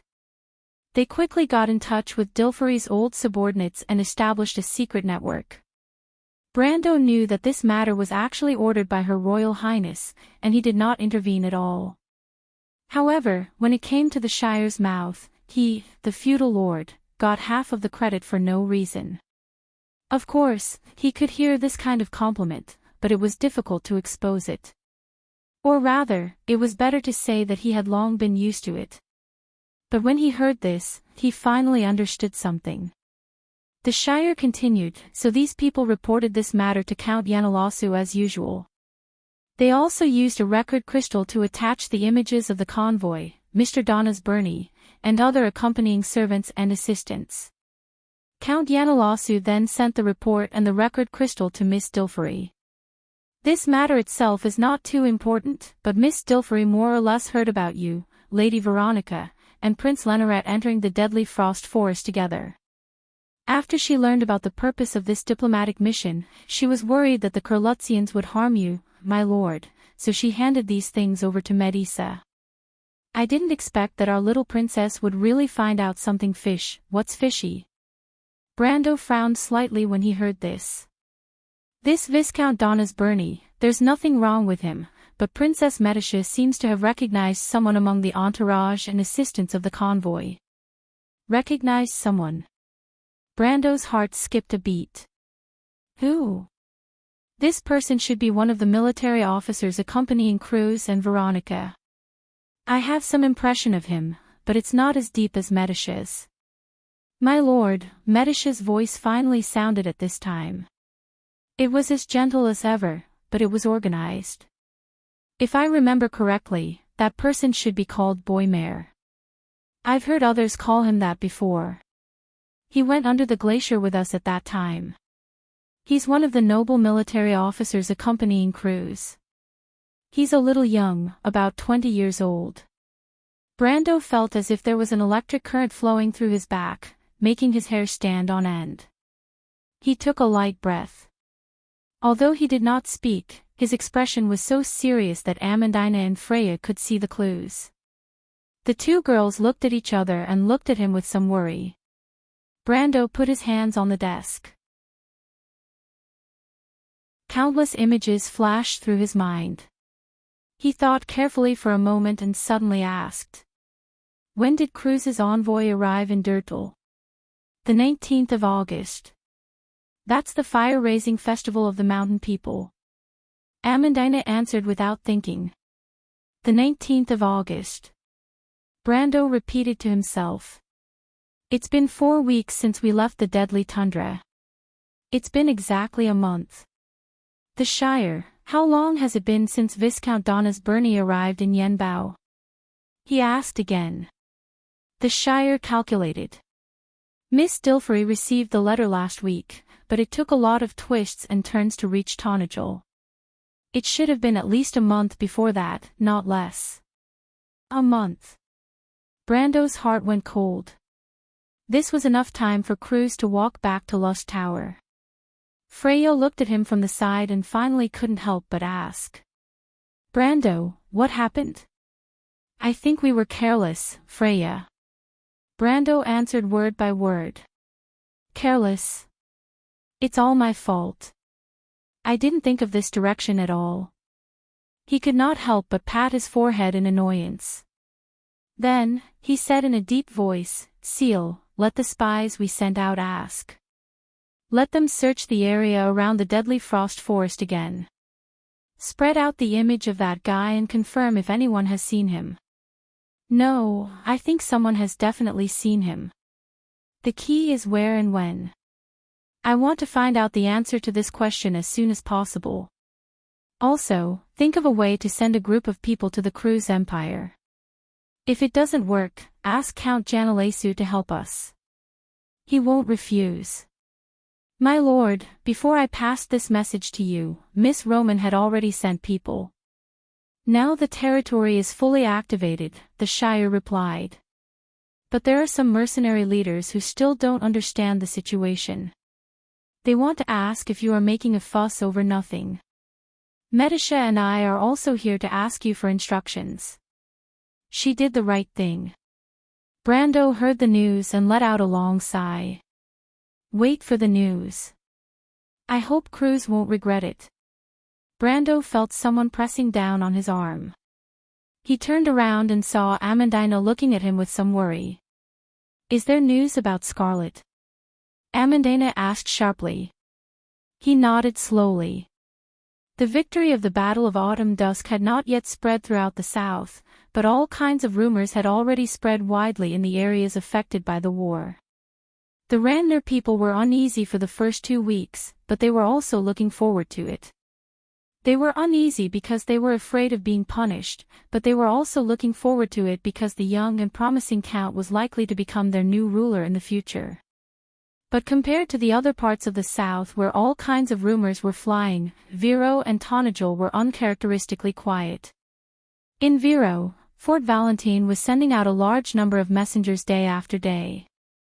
They carried the secret letter back and forth between the north and south, day after day. In Tonajol, only a few people with sharp senses could sense that a storm was brewing under the calm surface. The merchants in Port Gris gradually began to feel that the patrols of the cavalry were becoming more frequent, and the inspections were becoming stricter day after day. The goods exported from the territory were also quietly changing. The magic crystals in the Black Forest had been decreasing for several months, and it seemed that they had finally run out. Furs, leather, and metal ores were replaced by other goods, and the number of ships transporting goods into the territory had suddenly increased. Some people were secretly speculating that the people of Tonajol were preparing for a new war. The weather was getting colder by the day, but the black pines in the forest seemed to be growing taller in the cold weather. Or perhaps it was the withered leaves that set off these evergreen Arowan symbols. Even though the rivers had not started to freeze, most of them were already covered in white frost. At the beginning of November, it was said that people in Menta saw knights descending from the sky and walking out of the flames. These knights were like gods descending from the heavens, patrolling the skies for a while before disappearing. Those who witnessed this scene with their own eyes swore that they were the maids of war. It was said that when they appeared, it often meant the arrival of an era of war. While these illusory legends were spreading, a message tied to the leg of a carrier pigeon fell into the hands of the Shire. There's news, my lord. When the Shire spoke through the telepathic link, Brando was still telling his mother the stories that had happened in the past few days. The fireplace was already lit, and the charcoal crackled inside the iron fence. He had already repeated his experiences more than 10 times, but Lady Windsor did not get tired of it at all, especially when she knew that her son had a kind-hearted and good housekeeper in Tonajol. This was how Brando described it. He thought that the Roman's mind was simple, and could probably be described as kind-hearted. As for housekeeping, the merchant girl had the ability to gain something without risking anything, so it should be barely acceptable. But when he heard the Shire's words, he immediately stood up from the sofa and gestured to his mother, Amandina, and Freya. He then walked to the side and asked in a low voice, "What's going on?" "My lord, you guessed right. Someone has seen this person near the deadly frost forest. That person is a farmer near Bernisel, called Old Bayard. He has a daughter called Jocelyn, and they rented a carriage to that person after the explosion. It is said that the person gave them a sum of money and never appeared again.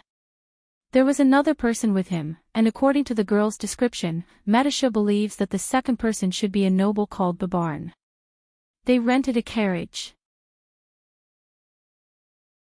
Brando muttered to himself, Bernisel has a hostel, so why would they rent a carriage from a farmer's house?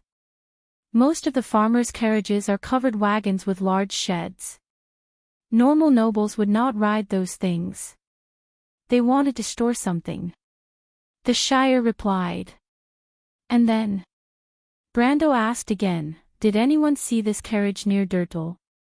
No, if I were them, I would be more careful.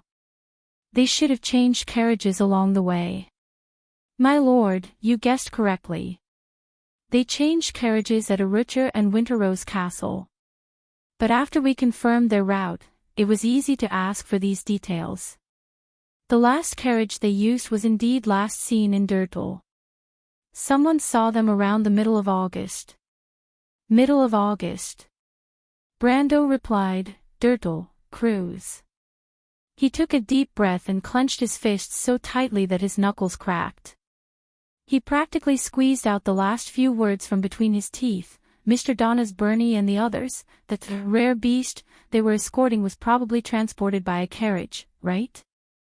Yes, my lord. The Shire was silent for a while before he replied, my lord. Amandina and Freya sat on the sofa and looked at Brando's gloomy face. The fireplace in the study room was also burning with flames, illuminating a few faces. Go and invite the Count, Mistress Hill. I'll have to trouble you. Princess Griffin put down the letter in her hand and looked at Makarov. This was the 10th letter she received in 2 weeks. This letter was personally sent by the cunning fox of the kingdom. It was obvious that the royal faction had foreseen the subtle changes in the situation. It was not strange for the Empire to confer the title of Countess. It could even be said that it had nothing to do with Erwin. But the Countess' birth was related to a similarly sensitive person in the kingdom. After reading the letter, Griffin let go of the last bit of hope in her heart and gently threw the letter on the table. She was exhausted as she spoke to her maidservant. The noblewoman opened the door and walked out. She could not help but look back at the withered leaves outside the window and sighed slightly. Your Highness. Makarov reminded her softly. You don't have to say anything, Lord Makarov. I understand. Griffin looked at him and replied. In just a moment, Brando came into her study room. His expression was still a little stiff as if he had not recovered from the news he received earlier. He bowed to Princess Griffin and raised his head. Naturally, he saw Princess Griffin sitting behind the desk and Makarov standing beside her. Brando looked at the cunning fox of the kingdom and then turned his gaze to Griffin. Neither of them spoke, but they seemed to understand each other's thoughts. The princess lowered her head and looked at the letter on the table. She said softly, Mr. Brando, I have to tell you about this. It's about the Azure Lance, isn't it? Brando opened his mouth. Griffin looked up at him. Her pale silver-gray eyes were full of complicated emotions, but she finally told him about Scarlet in detail. The Silver Queen had already made her a Countess of the Empire. In the past 2 weeks, all the news from various sources had been confirmed, including the origin of this mountain girl and her relationship with the Count of Tonagel. After she finished, she asked softly, Brando, what do you plan to do? Your Highness, guess what I would do if this question was asked by someone from Cruz? Brando was silent for a moment. Then he replied with a somewhat cold tone. Griffin's hand that was flat on her skirt tightened. Of course, she could hear the hidden anger in Brando's calm voice. But she looked straight into his eyes, her eyes flashing with the light of thinking, but she did not answer. Instead, it was Makarov who spoke, My lord, they are from Cruz. I know. My lord, Her Highness is telling you this out of respect. But I have to ask you a question. Have you thought about the relationship between Tonagel and the kingdom, and between Tonagel and the empire, so? Brando asked. Don't put the kingdom in danger because of a moment of anger. The Azure Lance is important to the kingdom, but it's not important enough to let innocent people bleed and die for it. Makarov sighed and advised patiently. Brando looked at this person, an important member of the royal faction. He shook his head as if he heard a joke and replied, Mr. Makarov, you are mistaken about one thing. I don't care about the Azure Lance at all. The only mistake the Empire made today was to not go against the will of a person and take her away from this land. Of course, you may not care who this person is, but I have to tell you one thing. His voice wasn't loud, but it seemed to be filled with an invisible magic that silenced the room. Griffin and Lady Hill beside her had never seen a noble who could speak so boldly to his peers. Griffin's eyes flashed slightly, while the lady was almost stunned. Makarov's expression was very ugly. He suddenly realized that this wasn't the first time Brando reprimanded him like this. Brando didn't care about his thoughts and replied softly, "If the Empire thinks that by forcing a war, the nobles of the Erewhon Kingdom will consider the bigger picture and retreat, then I have only one thing to say to them. Brando, Lord of Abes, Count of the Tonagel Kingdom, have not developed the habit of condoning such logic." He said to Makarov, "I promise that the people of the Erewhon Kingdom will not shed blood for meaningless reasons, but the kingdom protects its people. This is the most glorious thing in the world. If the people of the Erewhon Kingdom can shed blood for another person of the Erewhon Kingdom today, then more people will shed blood for them tomorrow. Mr. Makarov, this is the pride and backbone of a people. If anyone thinks that they are weak and can be bullied, then they are gravely mistaken." Brando finished and bowed to Griffin like a knight bidding farewell to his king. He turned around and opened the door. Before he left, he said, "Your Highness, I once promised a little girl that I will protect each and every one of them. I will keep my promise, whether the enemy is Cruz or Madara, or even the whole world, I will not go back on my words. Your Highness, if this is what the people of the Cruz Kingdom want, then I will answer them with these two words, war." ****. The door closed in front of the three people in the room. Makarov's expression changed. He wanted to say something, but he didn't know what to say. In the end, he could only sigh helplessly and bid farewell to the princess. The two of them left the study one after the other. After a long while, Mrs. Hill seemed to have recovered from the previous shock. She couldn't help but pat her chest and said with some trepidation, "This is outrageous, this count is really bold, he really dares to go to war with the Kurlutz people." Griffin turned around and looked at her maid in a daze. "Did you know, Lady Hill?" she said in a daze. "My father's nobles also faced the same question. Do you know what they said to me?" She took a deep breath, and her eyes seemed to have returned to that stormy night in Ampere Seal. P.S. It took a bit of time to think about the new plot, so it was a bit late. To make it up to everyone, I added 6,000 words. Chapter 895. Under the towering curved dome, the undulating sacred sound finally came to an end. 12 high-ranking priests wearing gold-trimmed red robes were deathly pale, almost unable to stand steadily. The attendants and low-ranking servants at the side hurriedly stepped forward to support them. These high-ranking figures were either the regional archbishop of Rusta or the senior scholars of the academy. Their statuses were grand and respected, and could be said to be second only to the figures above the dome of the Holy Cathedral of Fire. Their strength matched their statuses.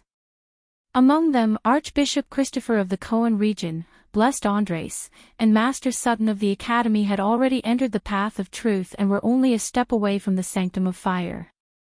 The residents of Rusta were used to calling the 11 people above the dome of the Holy Cathedral of Fire the Sanctum of Fire. Over time, this saying had spread. In addition to these 3 people, the other 9 people had also activated their elemental energy. Normally, people of their status would rarely personally preside over the sacraments or ceremonies. But when they did, most of them were at their fingertips and would never be in such a sorry state as they were now. It's really breathtaking. The person who looked at this scene was Vala. It was hard to imagine that the person in charge of the entire Holy Cathedral of Fire was such a kind-looking little old man. His beard and eyebrows were already snow-white, and his body had shrunk a lot. He wore a red bishop's cape with snow-white fur edges. His hands were clasped behind his back, and he trembled as if a gust of wind could blow him away. But only a pair of deep drooping eyelids, with a flash of light in his eyes and the clear lines of his tightly pursed lips, could prove that this old man who had controlled the holy cathedral for more than half a century was not as simple as he appeared to be. The world called him the great priest of fire and iron. He was the only one of the 11 Sanctum of Fire who had experienced a complete holy war. There was a popular saying about him in Russia, the Sanctum of Fire is never merciful. This saying described his character, and he was definitely not as kind as he looked. He stood on the altar with 2 others, and the person he was speaking to was a woman on the left behind him.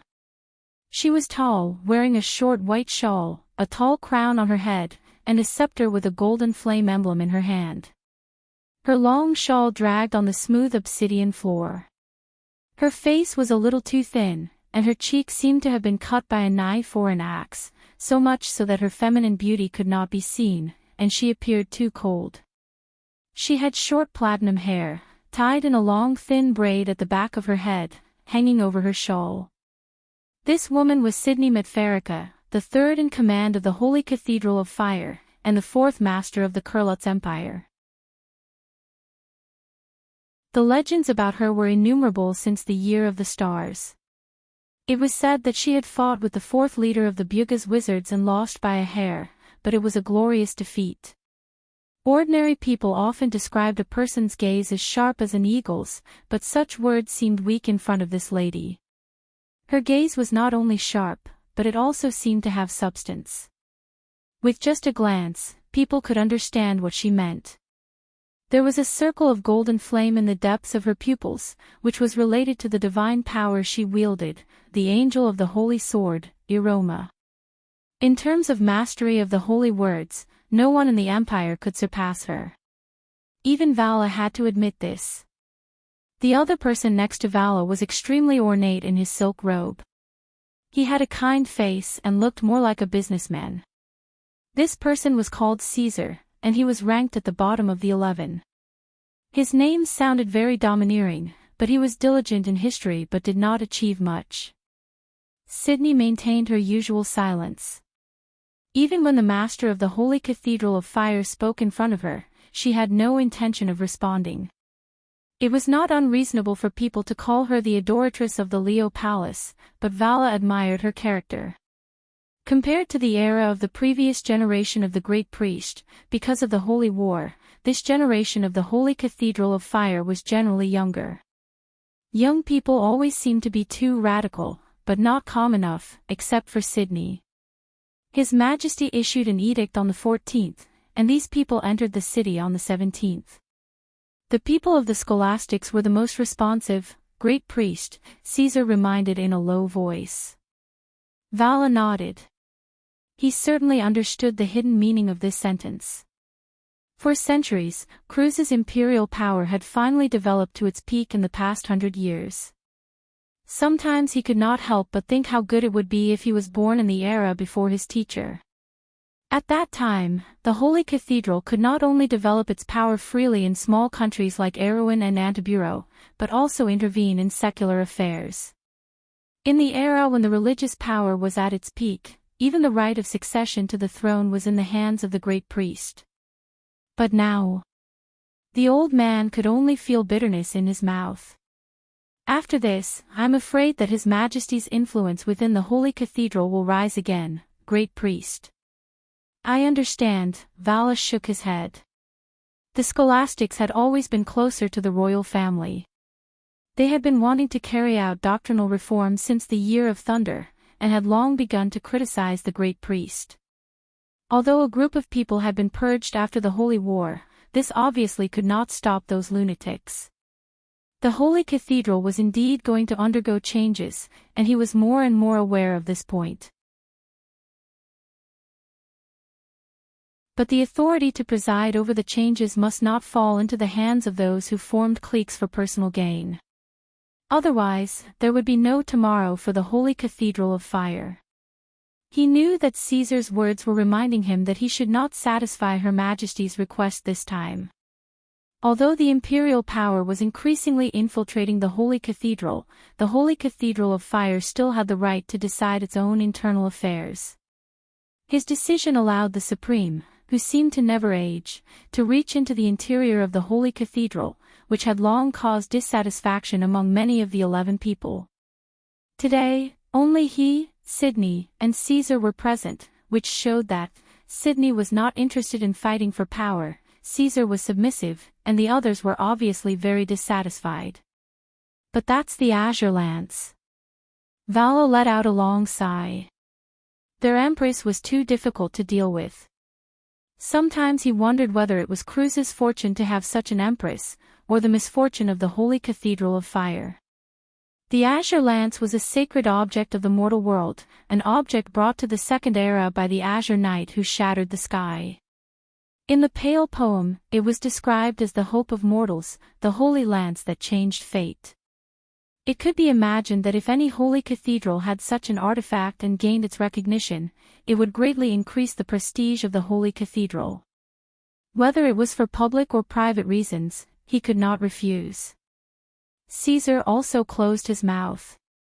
Of course, he understood the meaning of this. He could not help but look back at his colleagues. Even Sydney, who usually had the same expression on his face, had a glint in his eyes at this moment. After all, it was the holy lance of heaven. What a pity, why did the person who held the lance have to be a mountain person? Caesar thought regretfully. If he did not already know that the holy lance was transported out of Erewhon and had an owner before that, he would have thought that this was the plan of the Supreme Empress.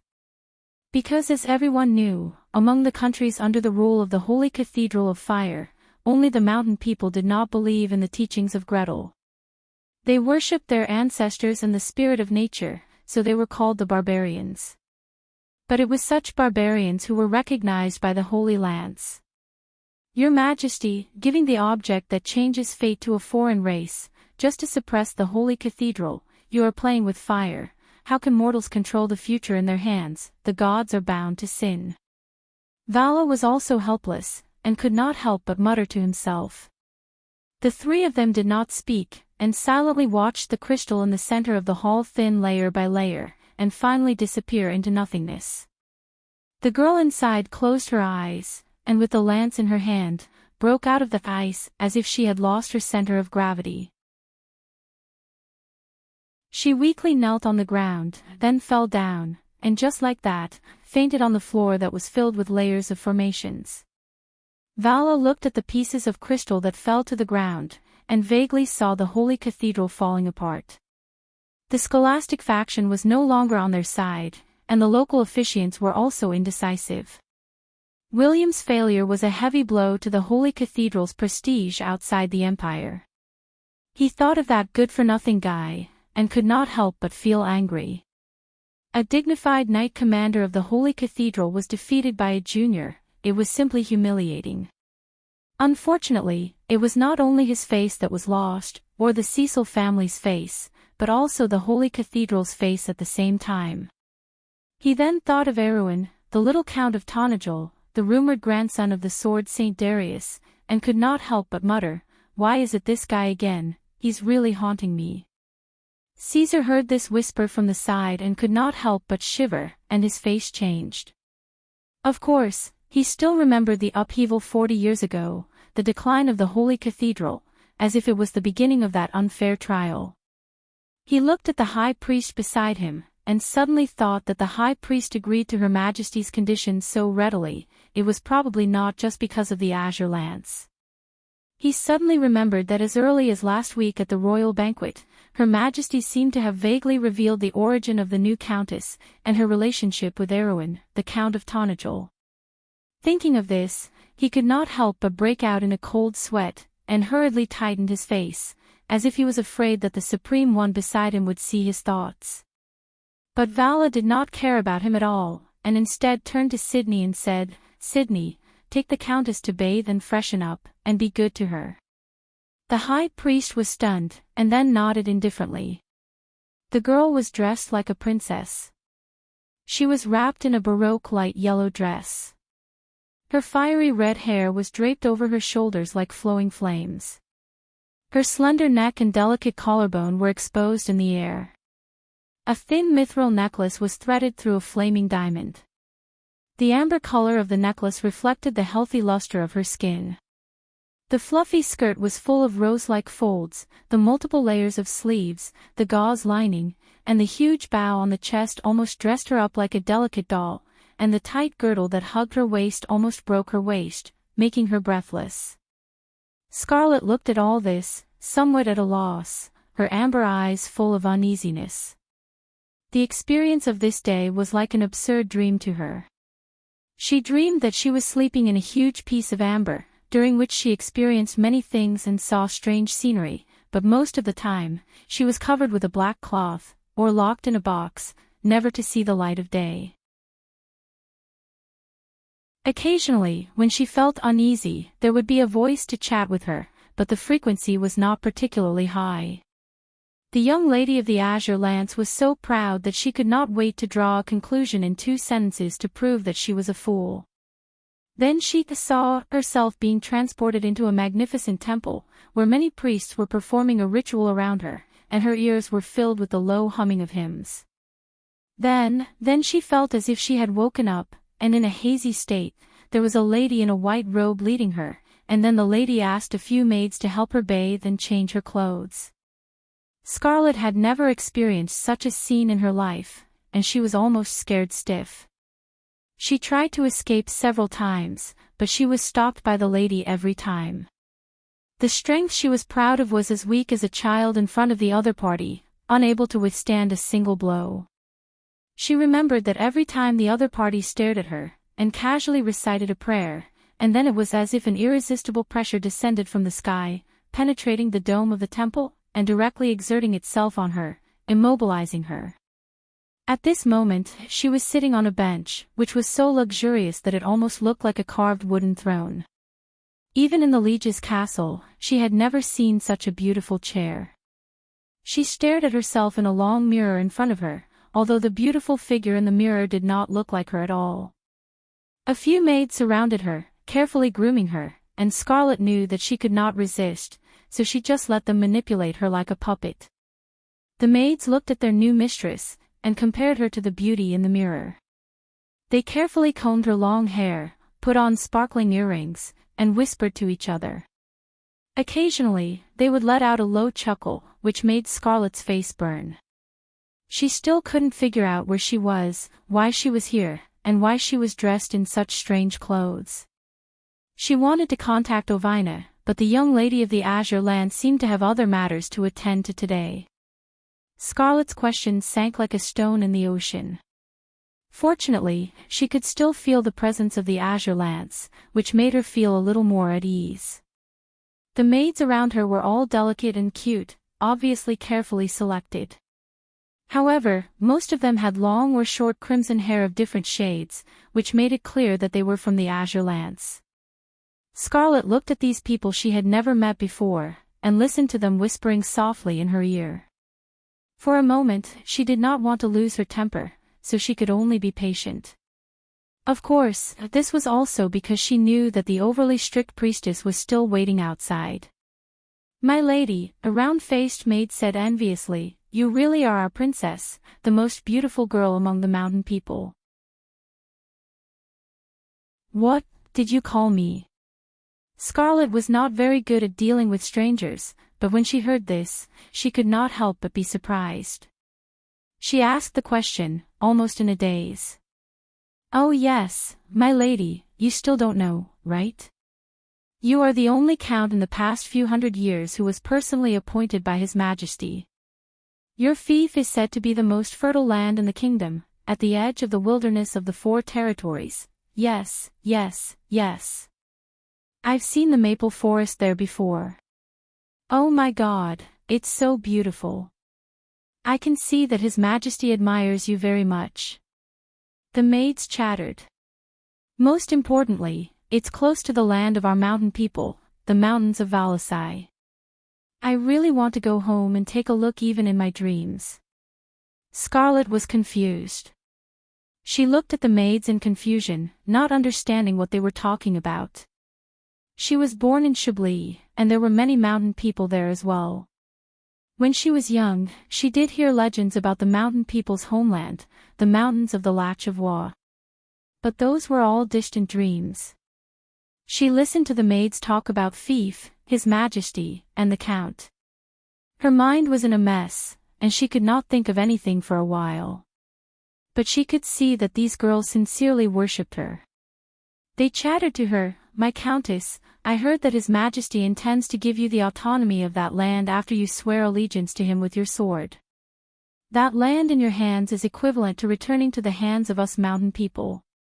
The independence and autonomy that we have dreamed of for thousands of years can finally be realized in your hands, my Countess." The maids discussed enthusiastically, but as they spoke, their voices became softer and softer. The mountain people's situation in the empire was not much better than in Erewhon. In fact, it was even worse. The Cruz people saw them as barbarians, and the nobles captured them as if they were wild beasts. Once the mountain men and women were chased out of the forest, they would be locked up in cages like wild beasts. They would leave their homes and be sold to other places. Those who were better off could become servants of the nobles, but most of them died in some unknown mine. Who would be willing to leave their homeland? However, the history of the resistance of the mountain people had become a legend centuries ago. Within the borders of the empire, other than a small number of clans that relied on the empire, most of them hid in the mountains and lived like wild beasts. But even the remaining ones were inferior to the nobles. They could be captured at any time for various reasons and become slaves. These seemed to be the common experiences of these girls. The room suddenly fell silent for a moment, and several of the girls could not help but sob. The round-faced maid choked and said, "My lord, do you know, today, because of you, we, the mountain people, no longer have to leave our homes and families, and no longer have to be hunted down by those Kurlutz people like wild beasts. My lord, your name will spread throughout the mountains of the empire, and one day you will be the hero of the mountain people." Scarlet opened her mouth. She felt that she must be dreaming. She could not help but grab the handrail as if she wanted to stand up unsteadily. She was not used to the crystal shoes on her feet. She walked like a puppet. The maids at the side hurriedly supported the princess to prevent her from stepping on their skirts and falling to the ground. This was not something that had not happened before. But Scarlet looked around and finally asked, "I don't quite understand what you are talking about." "My lord, where is he?" "My lord, aren't you?" Scarlet shook her head hard and was about to refute when someone knocked on the door. Then, Sydney's voice came in. "Count Mitra, if you are done dressing up, someone wants to see you." The maidservants quieted down as if they had suddenly turned into puppets. They knew who would come here at this time.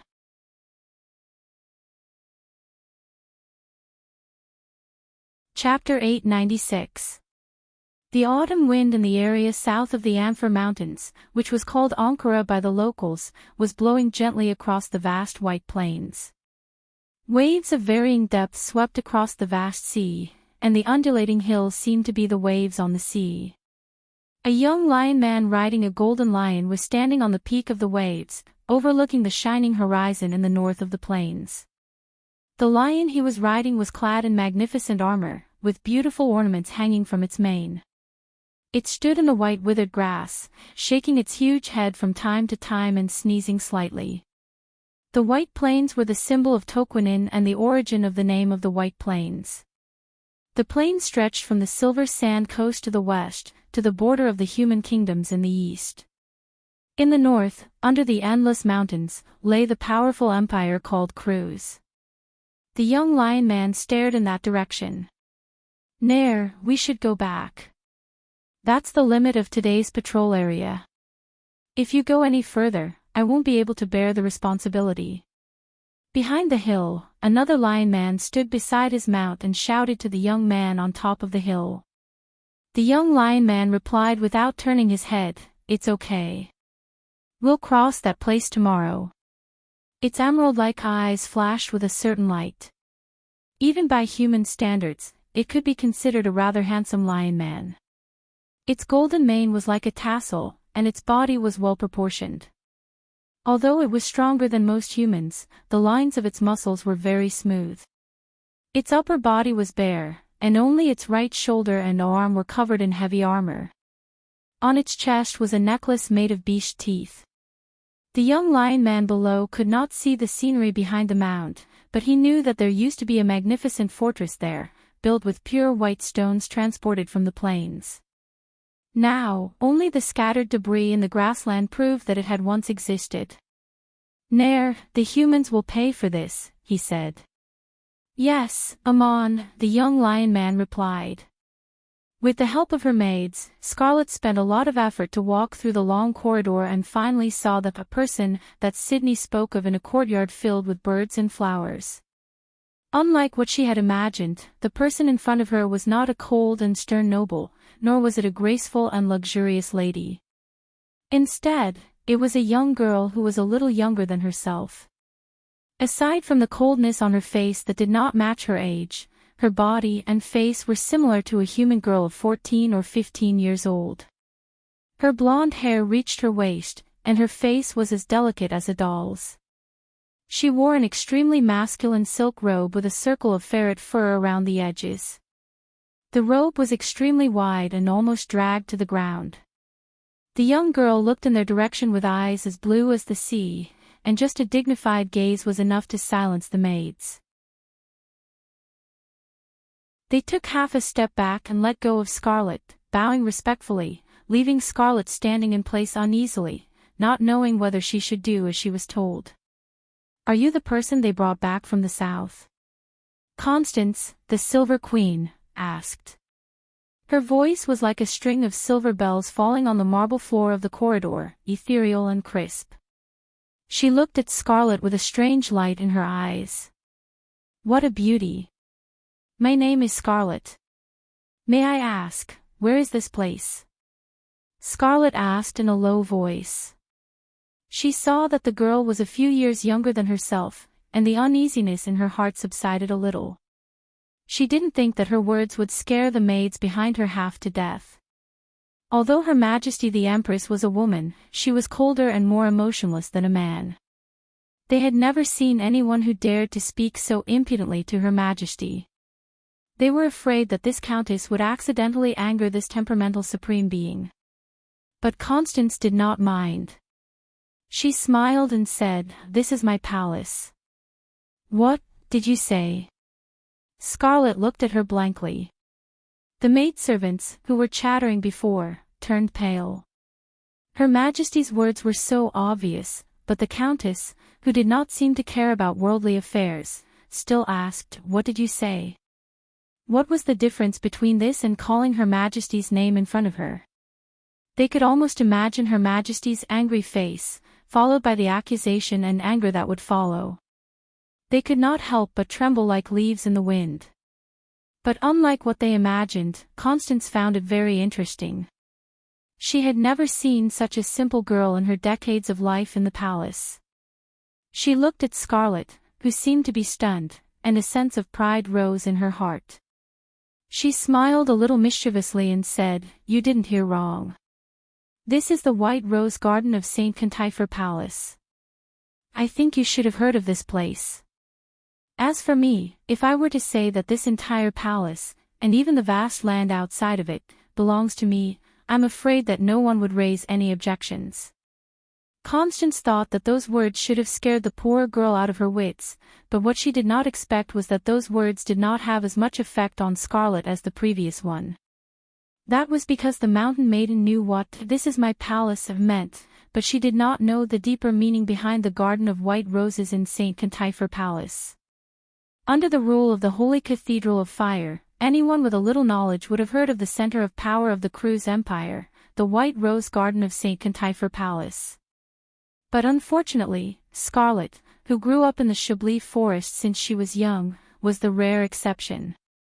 This place with a strong political connotation was no different from Front Gate 35 of Valhalla or the gatehouse of the Baron's Castle on the main street of Abbey's Castle.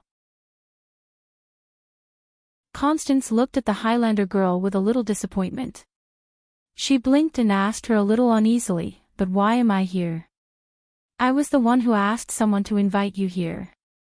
The Silver Queen was, after all, a queen. This momentary and failed prank was like a whirlpool on the surface of water in her heart, disappearing in the blink of an eye. This sentence made Scarlet fall silent. Constance's words seemed to have injected countless chaotic memory fragments into her mind, connecting the missing pieces and forming a complete chain. She finally remembered what happened after Ovina sealed her in the invincible barrier to protect her, as well as everything that truly existed in that dream. She was transported from Lantern Island to the sea, and then passed through Grey Harbor and Yenbao. She passed through half of the empire and arrived at the political center of the empire. Finally, she was released from the crystal in the Holy Cathedral. Although she still didn't quite understand how she became a countess for no reason, she wasn't an idiot. At this moment, she realized who the young lady standing in front of her was. "Your Majesty," she answered with obvious unease. Constance nodded with satisfaction. The maids behind Scarlet finally breathed a sigh of relief.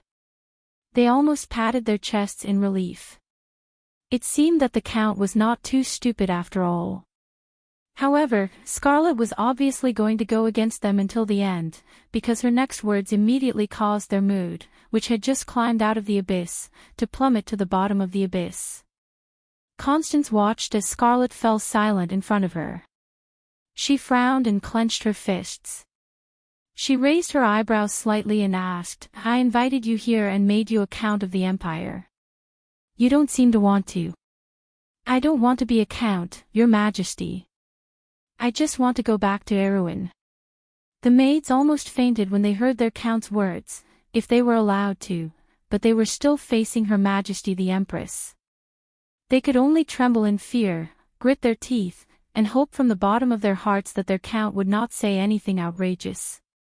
Constance also seemed to be a little unhappy. She asked, "Why do you want to go back to Erewhon? Is it because you want to go back to that count of yours? I heard that the count is still a young man." "A young man, a romantic and unrestrained person. It's only natural for a young lady like you to have feelings for him." She shook her head, "But you have to understand that you and him are destined to have no future. He has a bright future ahead of him. How could he possibly fall for you? In the future, the one who will be in his bed will either be the daughter of a duke or your princess. You, on the other hand, are destined to be a mistress who can't see the light of day. Ask yourself, is that what you want?" Scarlet widened her eyes and stared at the girl who looked a few years younger than her. She wanted to refute, but she could not open her mouth. No, in her mind, the Count was definitely not that kind of person. But what difference did it make to her? The Count already had a fiancé. The only thing she could do was to watch it all happen in silence. The Silver Queen's words pierced her heart like a sharp thorn. To be the Count's mistress, she suddenly realized that she seemed to have such delusions. No, Scarlet, you can't think like that. She hurriedly shook her head and said to herself in her heart. The Highlander girl looked up, her cheeks were already boiling hot. Constance looked on coldly, and then asked, "Do you still want to go back?" Scarlet nodded. Constance's face turned cold. "Do you think I'll let the Azure Lance leave the Empire, little girl? I'd rather destroy it than let such a thing happen." Her voice was so cold that it was penetrating. The majesty of a supreme being that had accumulated over the years almost made the Highlander girls behind Scarlet tremble. They were like sifting chaff, as if they would collapse at any time. But Scarlet stubbornly looked at Her Majesty. Her gaze seemed to have answered the question. Even if she died, she would die by Brando's side. Constance did not find it difficult to feel her determination. She snorted coldly, "It's not hard for you to die, but aren't you afraid of dragging your Count down with you? He has a bright future ahead of him." The Highlander girl trembled, clenching her fists and looking at her angrily. Constance looked at Scarlet and could not help but shake her head.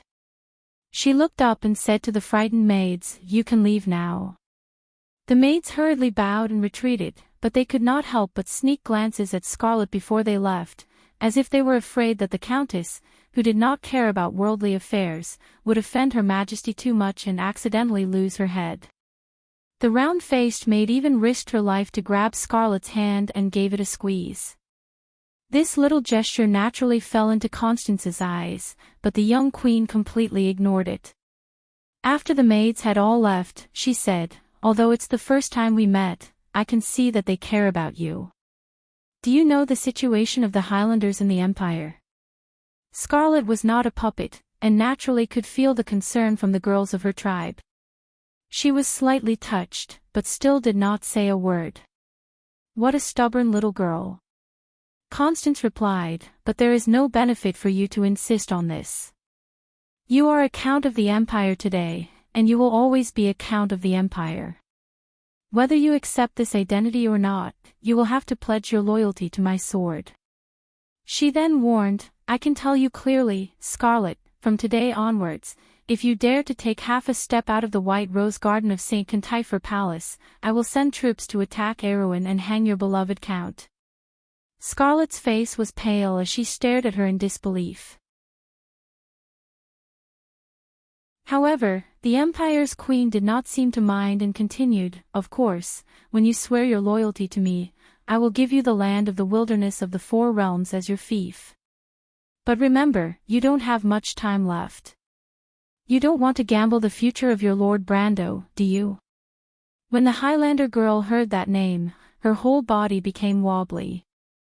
For a moment, she felt like the world was spinning, and her heart was at a loss. But she did not know where the courage came from, but she suddenly gritted her teeth and raised her hand. The emerald holy spear suddenly appeared in her hand. She let out a beastly growl and raised the spear to stab Constance's abdomen. The azure spear almost pierced through the Silver Queen, and at that moment, Scarlet seemed to have lost all her strength. She gasped for breath, but when she looked up, she saw that Constance's face showed no signs of pain. Instead, she looked at her coldly and said, "My Countess, is this your answer?" "You." Scarlet looked at the spear in her hand in a daze. Constance raised a hand and placed it on the azure spear, and then pulled the blade out of her body inch by inch.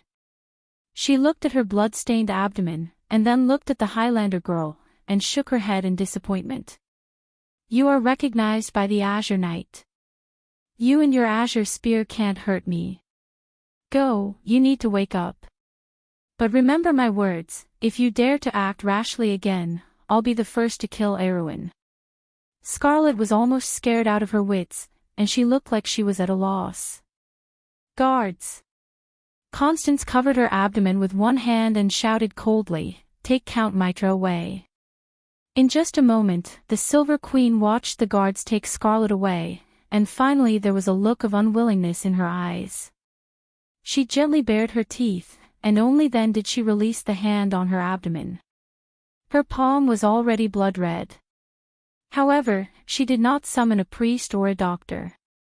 Instead, she looked behind a bush in the garden and said coldly, "Come out, what are you sneaking around for?" In just a moment, the bush there rustled, and a person in the attire of a chamberlain came out. The person looked at Her Majesty with some fear, and asked respectfully, "Your Majesty, are you all right? Do you want? Who told you that you can talk glibly in front of me?" Constance interrupted him. "What are you doing hiding there? Are all the people outside who sent the message dead?" "Your Majesty, of course not, because it's a secret message from the wilderness of the Four Realms." The person was shocked, and quickly answered submissively. "A secret message from the wilderness of the Four Realms." Constance frowned. "What's the matter with the elves again?" The person quickly came closer and whispered a few words into her ear. Constance listened, and her face darkened slightly. "Is this letter absolutely authentic?" "Yes, Your Majesty." In the north of Yanalasu and the Grey Mountains, the Lion Men's attacks were decreasing day by day. This situation was very unusual as the situation in the north was getting more and more tense by the day. The human scouts headed north, and soon found an unprecedented army on the grasslands. This army was gathering from all directions and was now heading north, approaching the Amphbar Pass. This news quickly crossed the glittering sea, crossed Ampere Seal in the south, and went deep into the interior, and spread to those who needed it. Brando. When the princess called out to Brando in the courtyard, he was preparing a saddle for the horse. Brando saw Princess Griffin coming out of the house and could not help but be slightly startled. "Your Highness, I was just about to go to your place. Are you here to say goodbye to me?" Brando scratched his head in a very ungentlemanly manner. Although he did intend to do so, it was quite awkward to be pointed out by the princess. Speaking of which, this was his home, and the princess was his guest. It was a little rude to leave her alone while he was in a hurry to return to his territory. But now was not the time for him to care about his manners. "I'm sorry, Your Highness. My subordinate has been missing for quite some time, and I have to hurry." He could only answer in this way. Princess Griffin was slightly dissatisfied.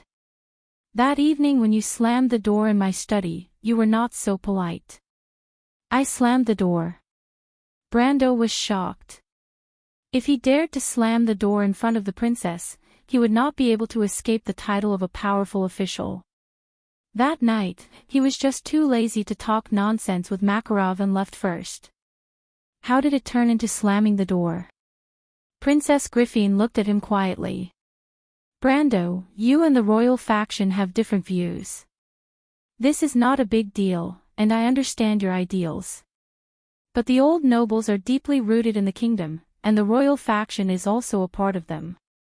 You have offended them time and time again, and they may not let you go." Brendel was a little disdainful. He knew too well about the old nobles that the princess was talking about in his previous life. They were a bunch of useless people. The royal faction was considered to have some achievements among them, but that was all there was to it. He shrugged. "I'm just expressing my opinion. As for the courage of Mr. Makarov and the others, I admire it very much, but I don't dare to compliment them. Today, Cruz can take away one person from the kingdom, and tomorrow, they can take away even more. If Erewhon can't even protect its people, then what dignity does this ancient kingdom have?" "I understand," Griffin replied. "But Brando, what do you plan to do? Do you really want to declare war on the Empire? Are you here to dissuade me, Your Highness?" Griffin shook her head lightly. "I can't dissuade you, but I believe you know what to do, right, Brando?" Brendel could hear the helplessness in Her Highness's tone, and his momentum could not help but weaken a little. Showing off in front of a lady did not seem to be something to be proud of. He was silent for a moment, then nodded and said, "I'm not that blind yet. Whether the war or not depends on the attitude of the Empire, but I have to bring my subordinates back from the hands of the Kurlots. After that, it's hard to say if Her Majesty the Queen will be furious. But no matter what, Erewhon needs to be prepared for war." The princess let out a sigh of relief. "I knew you would know what to do." She paused for a moment. "Then, I'll appoint you as the leader of Erewhon's diplomatic group. What do you think, Count?" Brando saw the princess looking up at him, and there seemed to be a cunning glint in her silver eyes. He couldn't help but be a little surprised. Diplomatic group? What diplomatic group? He couldn't wrap his head around it for a moment. Could it be that in order to get back the hostages, the princess even formed a diplomatic group to denounce the Empire? Wait, isn't this a little too ridiculous? He originally wanted to bring a small group of people to sneak into the Empire and secretly rescue Scarlet, but the princess' idea was much better than his. This was a slap to the Empire's face. "Your Highness, this is a little inappropriate." Brendel was taken aback and carefully chose his words before replying. "Why?" "Well." Brendel thought about it and felt that this princess might be a little too idealistic. He had to explain, the Kurlotzians are still quite prideful, and the Silver Queen is even more so. If we do this, won't we put them in a difficult position? What are you thinking, Brando? The princess looked at him in surprise. I'm asking you to be the envoy of the participating countries of the Holy Cathedral of Fire to go to Erewhon in the Holy War. Holy War. Brando couldn't help but cry out. The Holy War has begun. P.S. Today's chapter is 6,000 words again, so I'm a little late. Everyone, please vote, it's the end of the month again. Also, tomorrow is the Sword Spirit Open Beta. If you want to play, you can come to the Bamboo Forest Coast. I'm the unapproachable Fergie, the 36th assassin. Let's play together.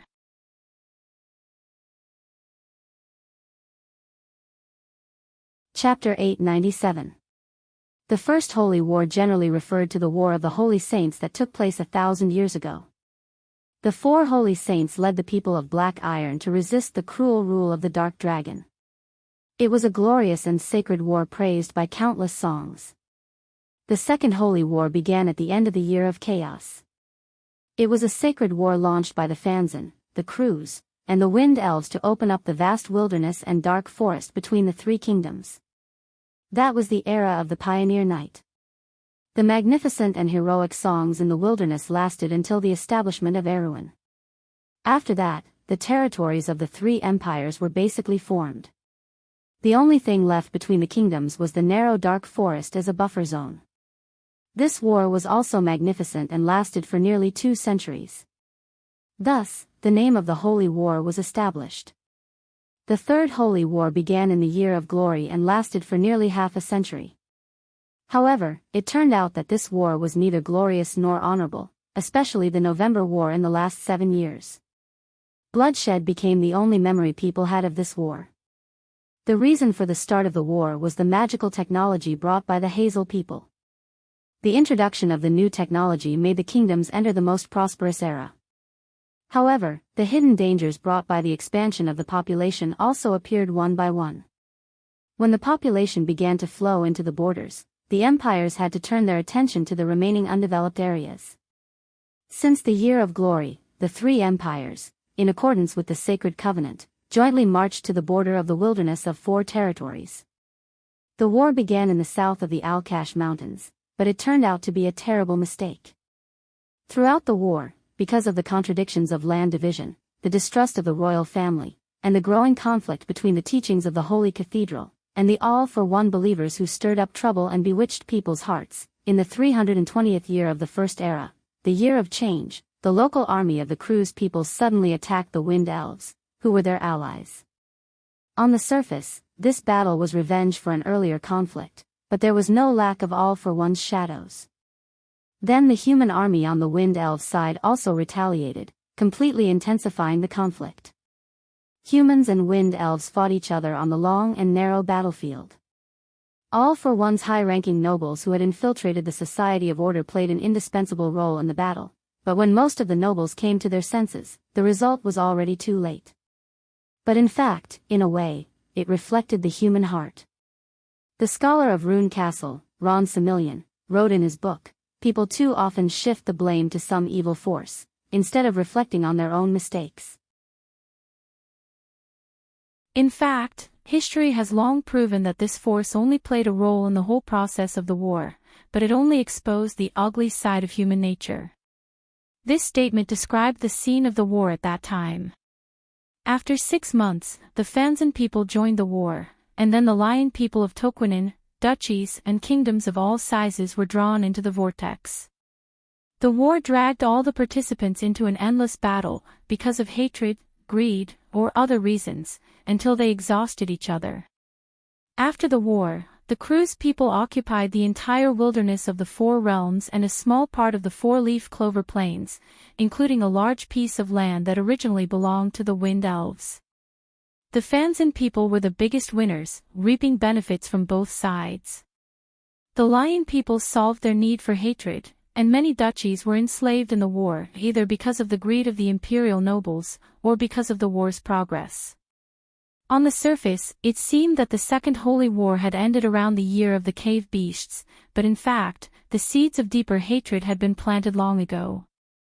The last trust between the empires was lost, and the friction on the border was increasing day by day.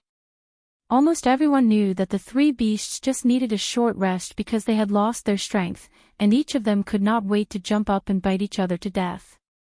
The Cruise people needed to pay for the blood shed by the nobles in the last 7 years of the November War.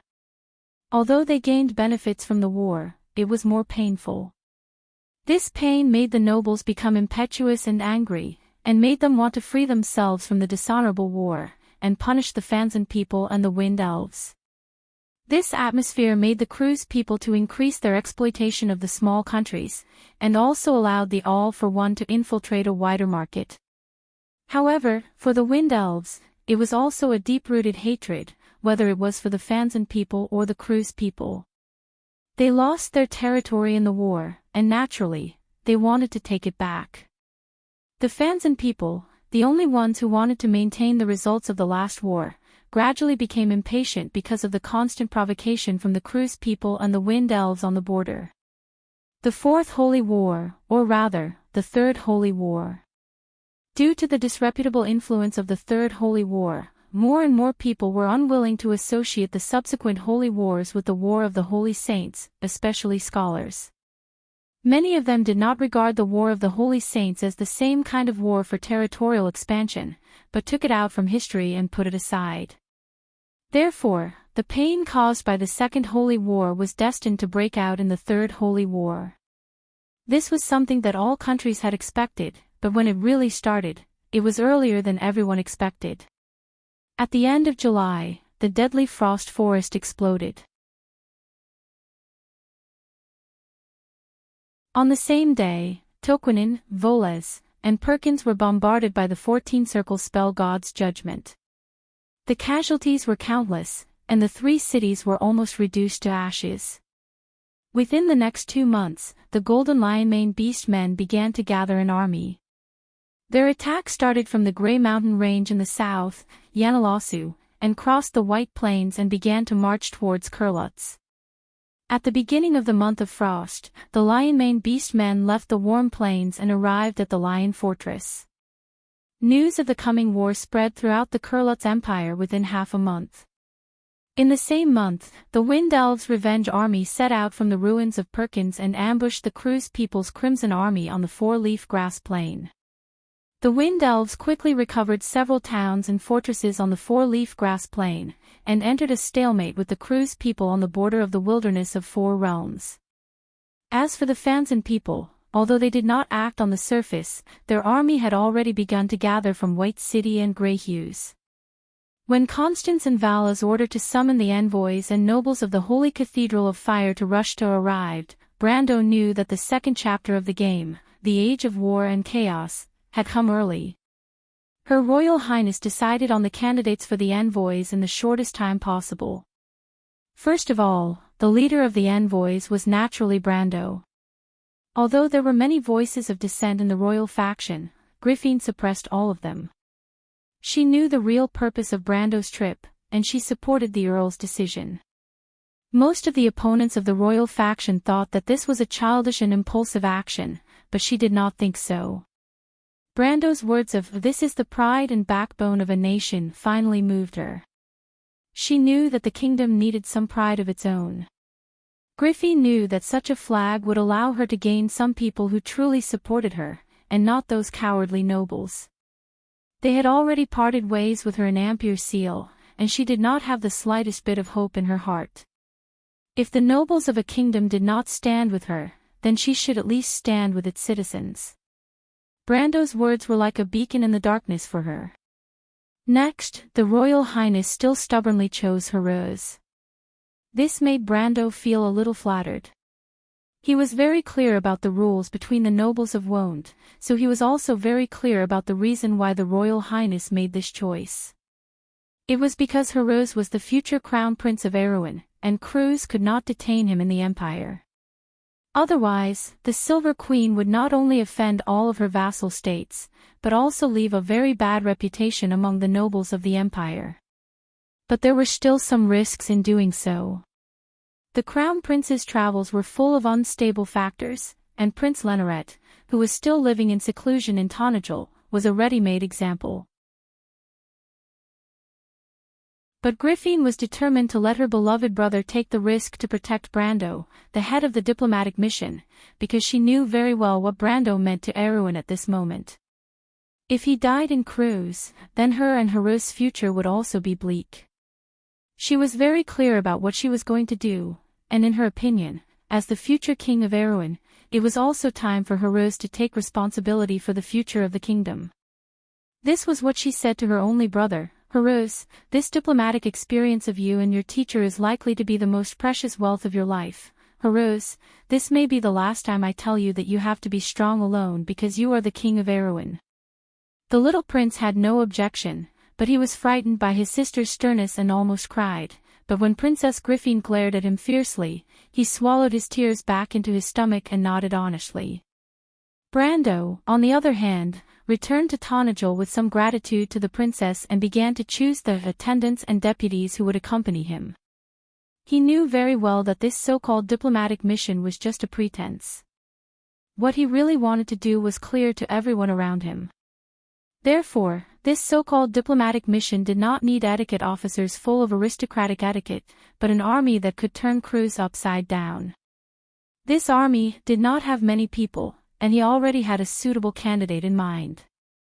Since almost all the funds in the territory have been invested in the preparation for war, mainly the recruitment and training of the White Lion Guards, the forging of weapons and armor, and the expenditure of magic crystals, daily maintenance, the acquisition of rare materials, etc. In short, the construction in the Black Forest has basically come to a halt. This situation will last for about 3 to 4 months, and at the latest, in half a year, our previous achievements will be shaken. The carriage was shaking, and the shadows of the forest passed through the window, leaving mottled patterns on the black robes as the carriage moved forward. Brando's face was bright and dark under the crisscrossing light. He supported his chin with one hand as he listened to the merchant lady read a report to him, which was rare for the little Roman. Her small eyebrows were knitted together. As part of her interest as a merchant, she did not mind reading a mountain of books or similar documents, but reading them out loud and turning them into audiobooks, she began to feel a little thirsty. But this was what Brando wanted her to do. She used this reason to convince herself for about 5 minutes or 10 seconds, but she immediately found a new excuse. Brando always liked to see her in a difficult position, and this made her very unhappy. The Roman began to realize that the Roman was unhappy. She raised her feathery eyebrows and quickly moved her mouth as she read, "The White Lion Guards suffered about 100 casualties in the previous war." Brando glared at her. "Wait, what did you say in the second half? I didn't hear you clearly." "That's what I said in the second half, isn't it?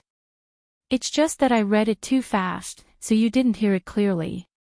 But I've finished reading it." Romaine began to act shamelessly as usual. "You're cheating. Didn't you say that you would read the report to me this afternoon? I have to know what happened in the territory during this time." Brando replied in a bad mood. "But I've already finished reading it. I used the method my aunt taught me, the witch's reading method." If Brando didn't hear it clearly, then Brando isn't a witch. That has nothing to do with the Roman. She rolled her black eyes and stuffed a stack of reports into Falern's hands. "But you can let Falern read it for you. She doesn't know the witch's reading method, so Brando doesn't have to worry about not hearing it clearly." Brando was sure that the witch's ability to read things so quickly must have popped up from some random corner of her brain, but this merchant girl's imagination was too rich, to the point that she could use the same name differently. He rolled his eyes and was too lazy to expose her, because she would definitely be able to justify herself in the end. This was Lord Romaine's special skill, rolling all over the floor, and normal people would not be able to learn it. He looked at Falern, who was sitting opposite the two of them, ignoring the 2 clowns in front of her. She silently tidied up the report and continued to read. "The White Lion Guards casualties have been replenished by new recruits from the Tonajol and Maxon region. In addition, the new recruits have been expanded by 500 people, making a total of 1,500 people. However, these new recruits are still training in Tonajol and Ranner, so they won't be able to be used for the time being. Good job, Carglass, Brando praised. The scenery outside the carriage had already changed to a tranquil mountain forest. It was already the second day since he returned to Tonajol. He stretched himself in the carriage and found that he felt more relaxed after returning to his territory. Although it was very warm in Braggs's house, it was still very awkward in front of his father. After all, this was his territory that he built with his own hands. He originally wanted his parents to move to Tonajol, but old Scott stubbornly refused to accept. His mother, Windsor, seemed to be tempted, but in the end, she did not agree. Fortunately, Bun-Eyed promised to send people to take care of his family. With the protection of the Highland Knight, he did not have to worry about Madara's possible revenge. In the end, Princess Griffin did not succeed in her resignation. Since Princess Griffin arranged for him to be the leader of the diplomatic group to cruise, she naturally had to personally come to Tonajol to inspect the group that he selected to go to the Empire. She wanted to prevent the Count from bringing an army to cruise. Of course, this was only an excuse on the surface. In fact, it was somewhat against the rules for the princess to go to a vassal's territory in private. It would also negatively affect her reputation. However, everyone knew that Tonajol and Radnor's territories were close to Frauda. It was not unreasonable for her to insist on taking a detour from Tonajol. However, Brando knew that Her Royal Highness would not leave easily after coming to Abes this time. His departure from Erewhon to cruise was an unstable factor in the kingdom's situation. At least on the surface, in the eyes of the world, Tonajol was still standing behind the princess. If he, Count Tonajol, was not in the kingdom for a short period of time, then she was likely to face the danger of being taken over by the royal faction again. She came to his territory this time with the mentality of inspecting the rear, and also to show the world that she had a close relationship with the Count of Tonajol. Brando did not think too much about these considerations of the princess at first. He only thought that the princess was here to bid him farewell, but after Amandina's reminder, he understood. In fact, Tonajol and the royal family were interdependent. When he was not in the kingdom, his territory especially needed to be recognized by the royal family. This was related to the legitimacy of the territory, and to prevent the royal faction from taking advantage of the situation. Thus, after understanding the princess' considerations, he tacitly began to cooperate with her. For this reason, Princess Griffin conferred him the title of Count Randner on the first day she arrived in Tonajol. This was actually a compensation title, because Tonajol was never a count's territory. Originally, Brando did not have any ambitions for Randner. In his original plan, it was best for Randner and Erech to be merged into the royal family's territory to further strengthen the central authority, and also to set an example for other places. Furthermore, Erech had the second best source of soldiers in the kingdom, the Highlanders. Erewhon's main source of soldiers came from the Grey Mountains, and Randner was the most prosperous territory in the south other than Ampere Seal. With these two territories, the royal family could be said to have a significant say in Erewhon. As for himself, the title of Count Tonajol was just a pretense. The land of order in the loop of trade winds was almost half the size of the southern border, and when it was fully developed, it would not be difficult to create another Erewhon. The key was that it contained a lot of valuable minerals and resources, so he had no interest in managing other territories. However, Princess Griffin dispelled his thoughts. She sternly told him that the title of Count was not only a reward, but also a recognition. With his current status and relationship with her, if he did not receive the title of Count Randner today, it would easily arouse suspicion from the outside world, and cause unrest in the kingdom. Not only would it not strengthen the royal family's authority, but it would also cause the reputation of the House of Covardo to fall to the ground, and at the same time, it would also shake the legitimacy of Tonajol. After listening to her explanation, Brando realized that his thoughts were a little too naive, and he had no choice but to follow her advice. After receiving Count Randner's title, he also received a portion of the command rights of the Southern Legion. The expansion of the Southern Legion was carried out under this name. Princess Griffin pretended not to see it, and did not mention a word about the ownership of the Southern Army that was currently recuperating in Ampere Seal. Brando also pretended to forget this point, and the two maintained a tacit understanding to put on this show. The outsiders thought that these two young people did not understand the workings of the kingdom's local forces, and almost no one, including the royal faction, reminded them of this point. It was as if they were waiting to see them make a fool of themselves.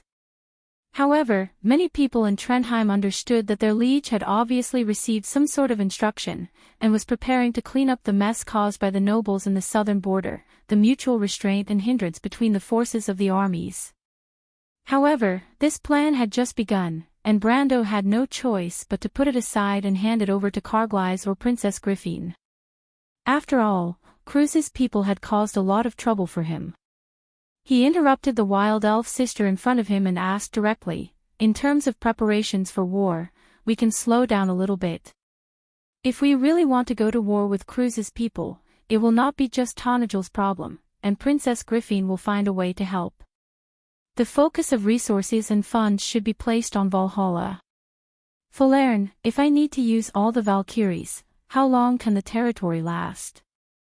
If we slow down the pace of other aspects, with the supply of magic crystals in the Black Forest, it should not be a problem to last for a year, my lord. Falern replied without a change in her expression. What if we want to maintain the construction in the Black Forest? 3 months to half a year. Brando nodded. What about the materials that you want to purchase? Currently, there are only phoenix wings and singing silver, and they are very scarce. As for the other materials that my lord wants, there is no news yet. Falern looked at him and said. Author's note: these few chapters have been a little difficult to write, and because of the long duration of the plot, I uploaded them a little late. Please forgive me. Also, seeing that I have been working hard for the past few days, I ask for monthly votes.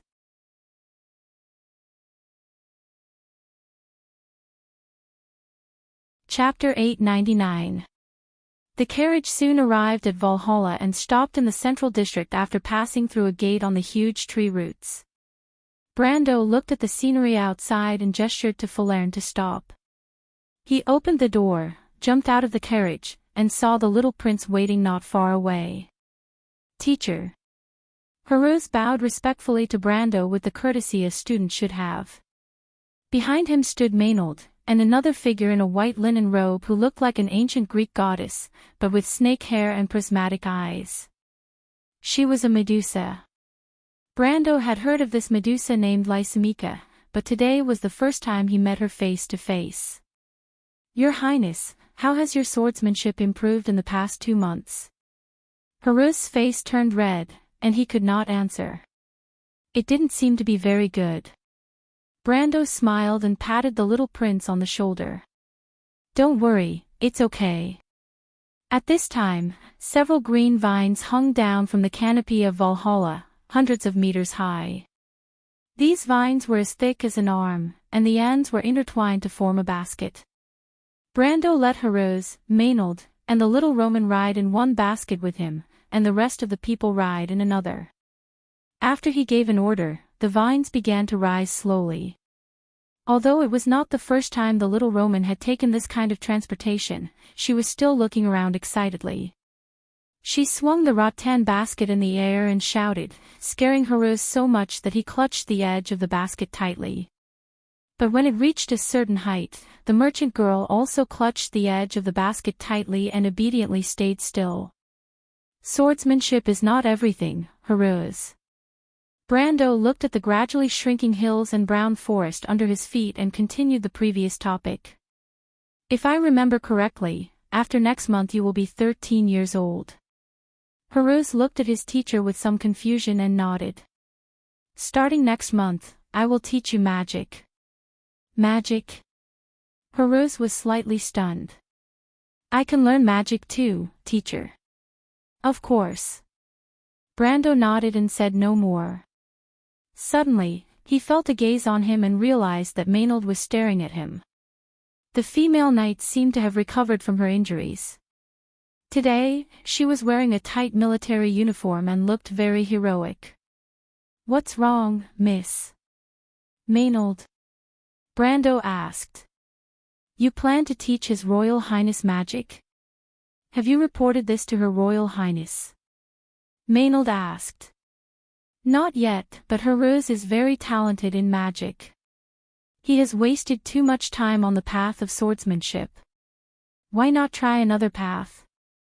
13 years old is too late to learn swordsmanship, but it is the right time to learn magic. Who knows, he might become an outstanding wizard in the future." He laughed. "As for Her Royal Highness, I will report this to her." The rattan basket quickly rose to the top. There were many wooden trestles extending from the central square, making it convenient for the people in the rattan basket to step on. Amandina, who had arrived at Valhalla first, was already waiting for them. She was holding a pile of unknown parchments, and behind her was Tia and the rest of the Tiger Sparrow mercenaries. When she saw Brando, Roman, and Falerne, Tia was pleasantly surprised and called out to her sister. Amandina gave him a look. Brando understood and asked, "They're here?" Amandina nodded her head. "Where are they?" Brando asked. "Lady Tanya doesn't like noisy places, so I arranged for her to rest in the side hall." If she didn't like noisy places, why would she open a shop in downtown Ampere-Seal? Brando shook his head in confusion. "Let's go see her first." As expected, the nominal owner of the item arrived as scheduled. When Amandina pushed open an arched door with a carved pattern on the surface, a fairy lady was sitting peacefully on the round wooden table in the side hall. She knelt on the cushion. A small cushion was specially prepared for her on the table. On a tea table the size of a box was a small white porcelain tea set filled with fragrant tea. When she saw Brando and the others behind Amandina, she turned back, held the teacup with both hands, took a sip, and then gently put it down. "The council is very dissatisfied, little one." The fairy lady's first words silenced the whole. Medusa Lasmika stared at the silver star brooch on the fairy lady's chest as if she had been pricked. "Originally, not everyone agreed to leave the Azure Lance with you for protection. It was Master William and I who found a way to persuade the council to stand against the majority, but now you've put us in a passive position. Aunt Tanya, this isn't all our fault. I think you should understand that." Brando motioned for Ferlin to close the door and replied innocently, "Back then, you promised me that the illusion you cast on the Azure Lance would never be seen through by anyone, unless that person was a living sage. But now that living sage is still in Eloranta, and your lance has been stolen by Cruz's people." Tanya raised her eyelids and looked at him with some surprise through her silver-rimmed glasses. "Don't talk nonsense, little one. If you hadn't used it to deal with a real god, how could the illusion on the Azure Lance have dissipated? But Scarlet wasn't around at the time.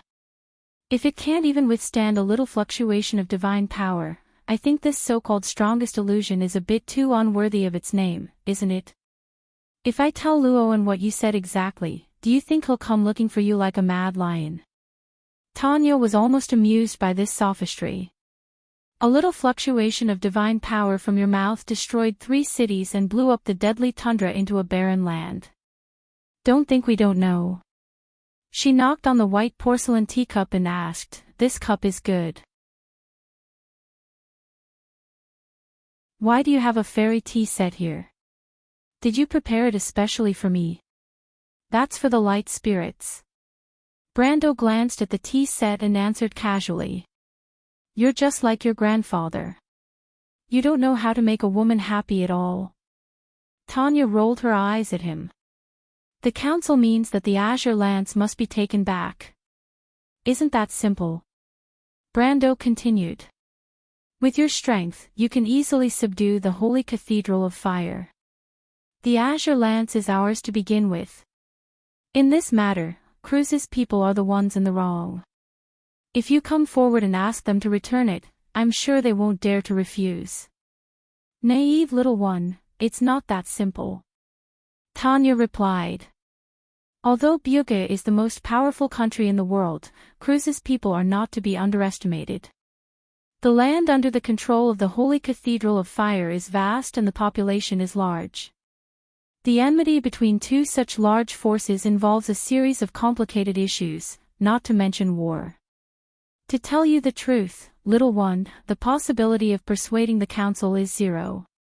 Then you want to take back the Azure Lance, don't you?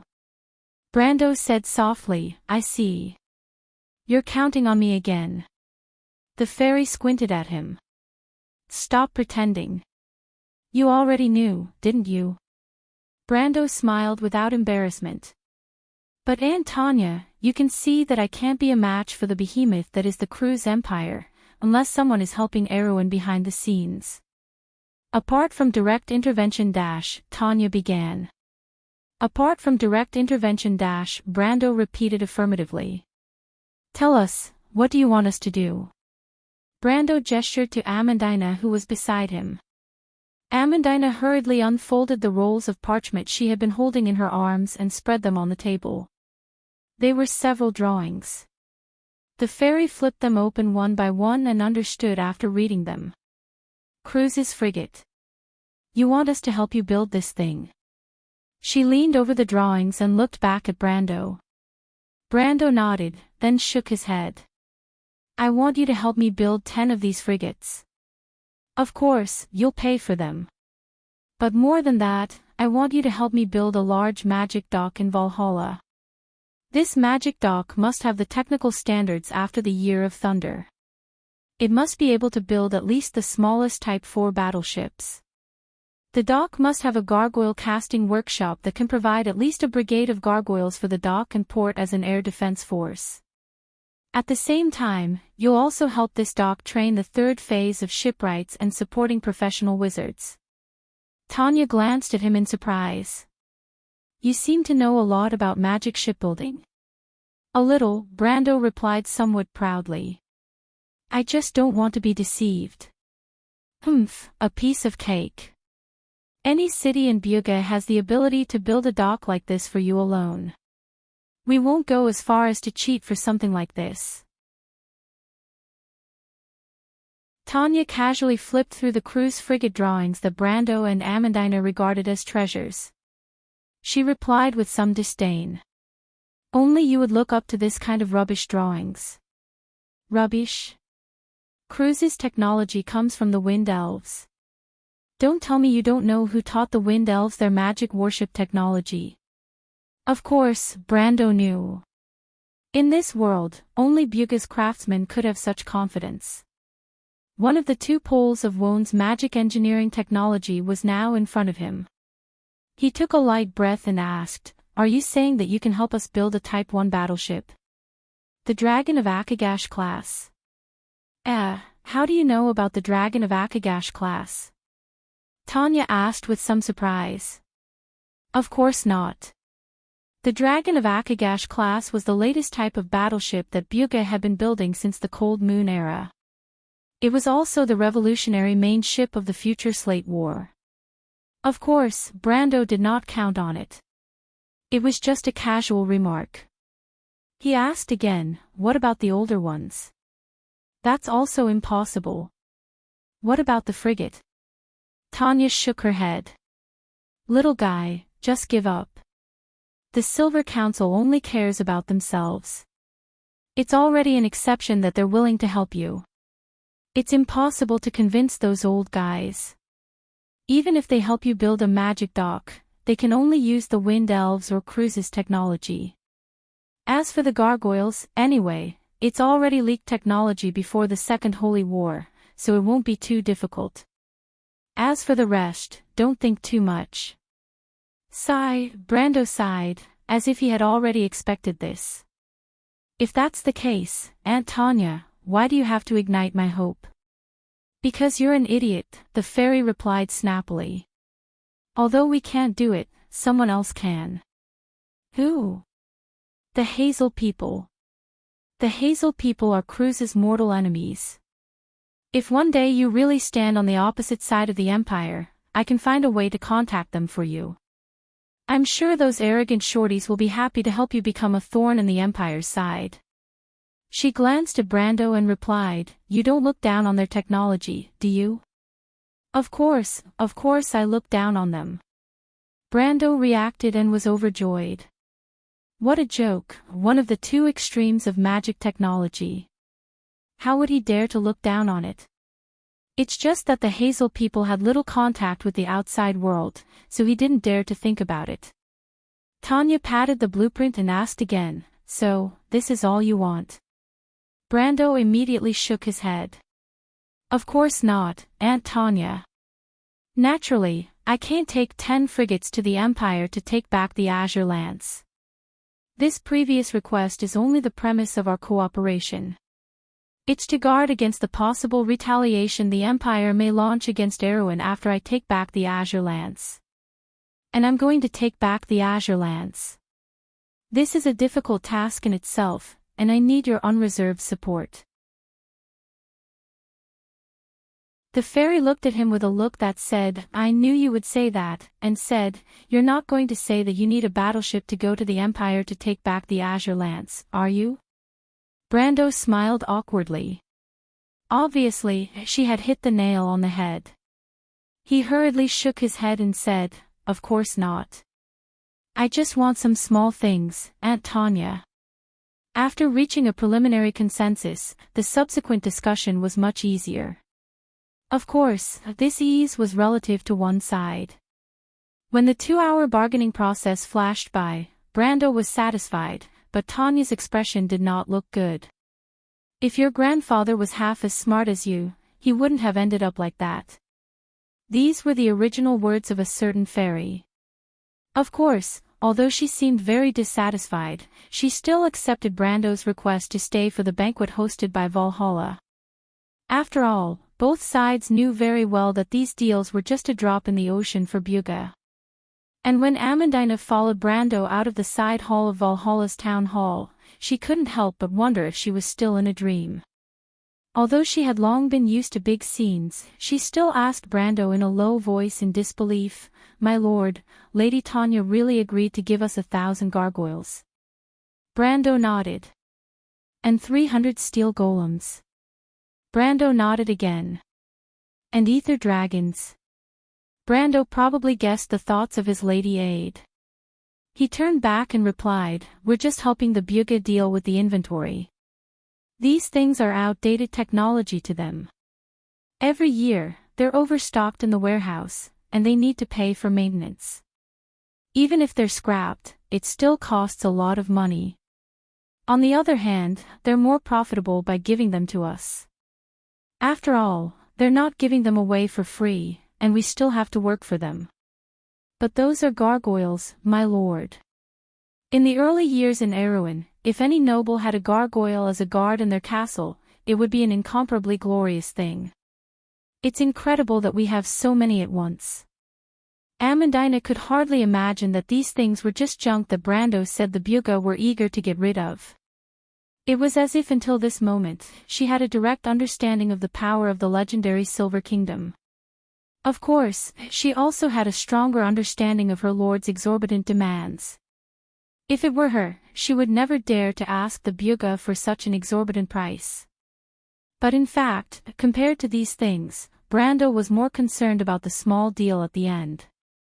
He hoped that Tanya would come forward to help him collect some special materials that Valhalla urgently needed. In terms of the richness of collections in the world, there was probably no one who could compare to the white-bearded wizards of the Silver Alliance. It took a while for Amandina to recover from her dizziness. She rubbed her forehead and asked in a low voice, My lord, where shall we go next? Brando nodded. Cruz's people gave us trouble, so we naturally have to give them some trouble, he replied. Let's go see Prince Lenoret. The two left the side hall one after the other. Behind them, Prince Heroes was about to follow but was grabbed by the arm. The little prince looked back at Medusa Lysimachia, who grabbed him in confusion and asked, Sister Lysimachia, what's the matter? Lysimachia put a finger to her lips and gestured for him to be quiet. She hissed and whispered, that count as your teacher? Heartwarming nodded. Does he support you to be king? Heartwarming shook his head. I don't want to be king, Sister Lysimachia, but don't tell my sister, she'll scold me. Well, little one, Lysimachia patted his little head. Whether you want to be king or not, you must hold on tight to your teacher. In your little country, I'm afraid no one can be more capable than him. What's the matter, Sister Lysimachia? Heartwarming was a little puzzled. Nothing, Lysimachia suddenly asked. Little prince, can you let me go with you to that whatever empire? Didn't you not want to go, Sister Lysimachia? I've changed my mind. Oh, Heartwarming said, I think it should be okay. I can pick a few people to accompany me. I'll let Madame Wednesday stay. Thank you, little one. Medusa Lysimachia licked her lips with her forked tongue and looked strangely in the direction Brando left. It's interesting to be able to command the bugas. You're tuning into the LoveLore Library YouTube channel. We're so grateful for your support, and don't forget to subscribe to join us on this incredible journey through captivating stories. Your generosity through donations truly makes a world of difference, as it's the primary source of revenue that allows me to expand and enhance this channel for you. Thank you from the bottom of my heart for being a part of this adventure.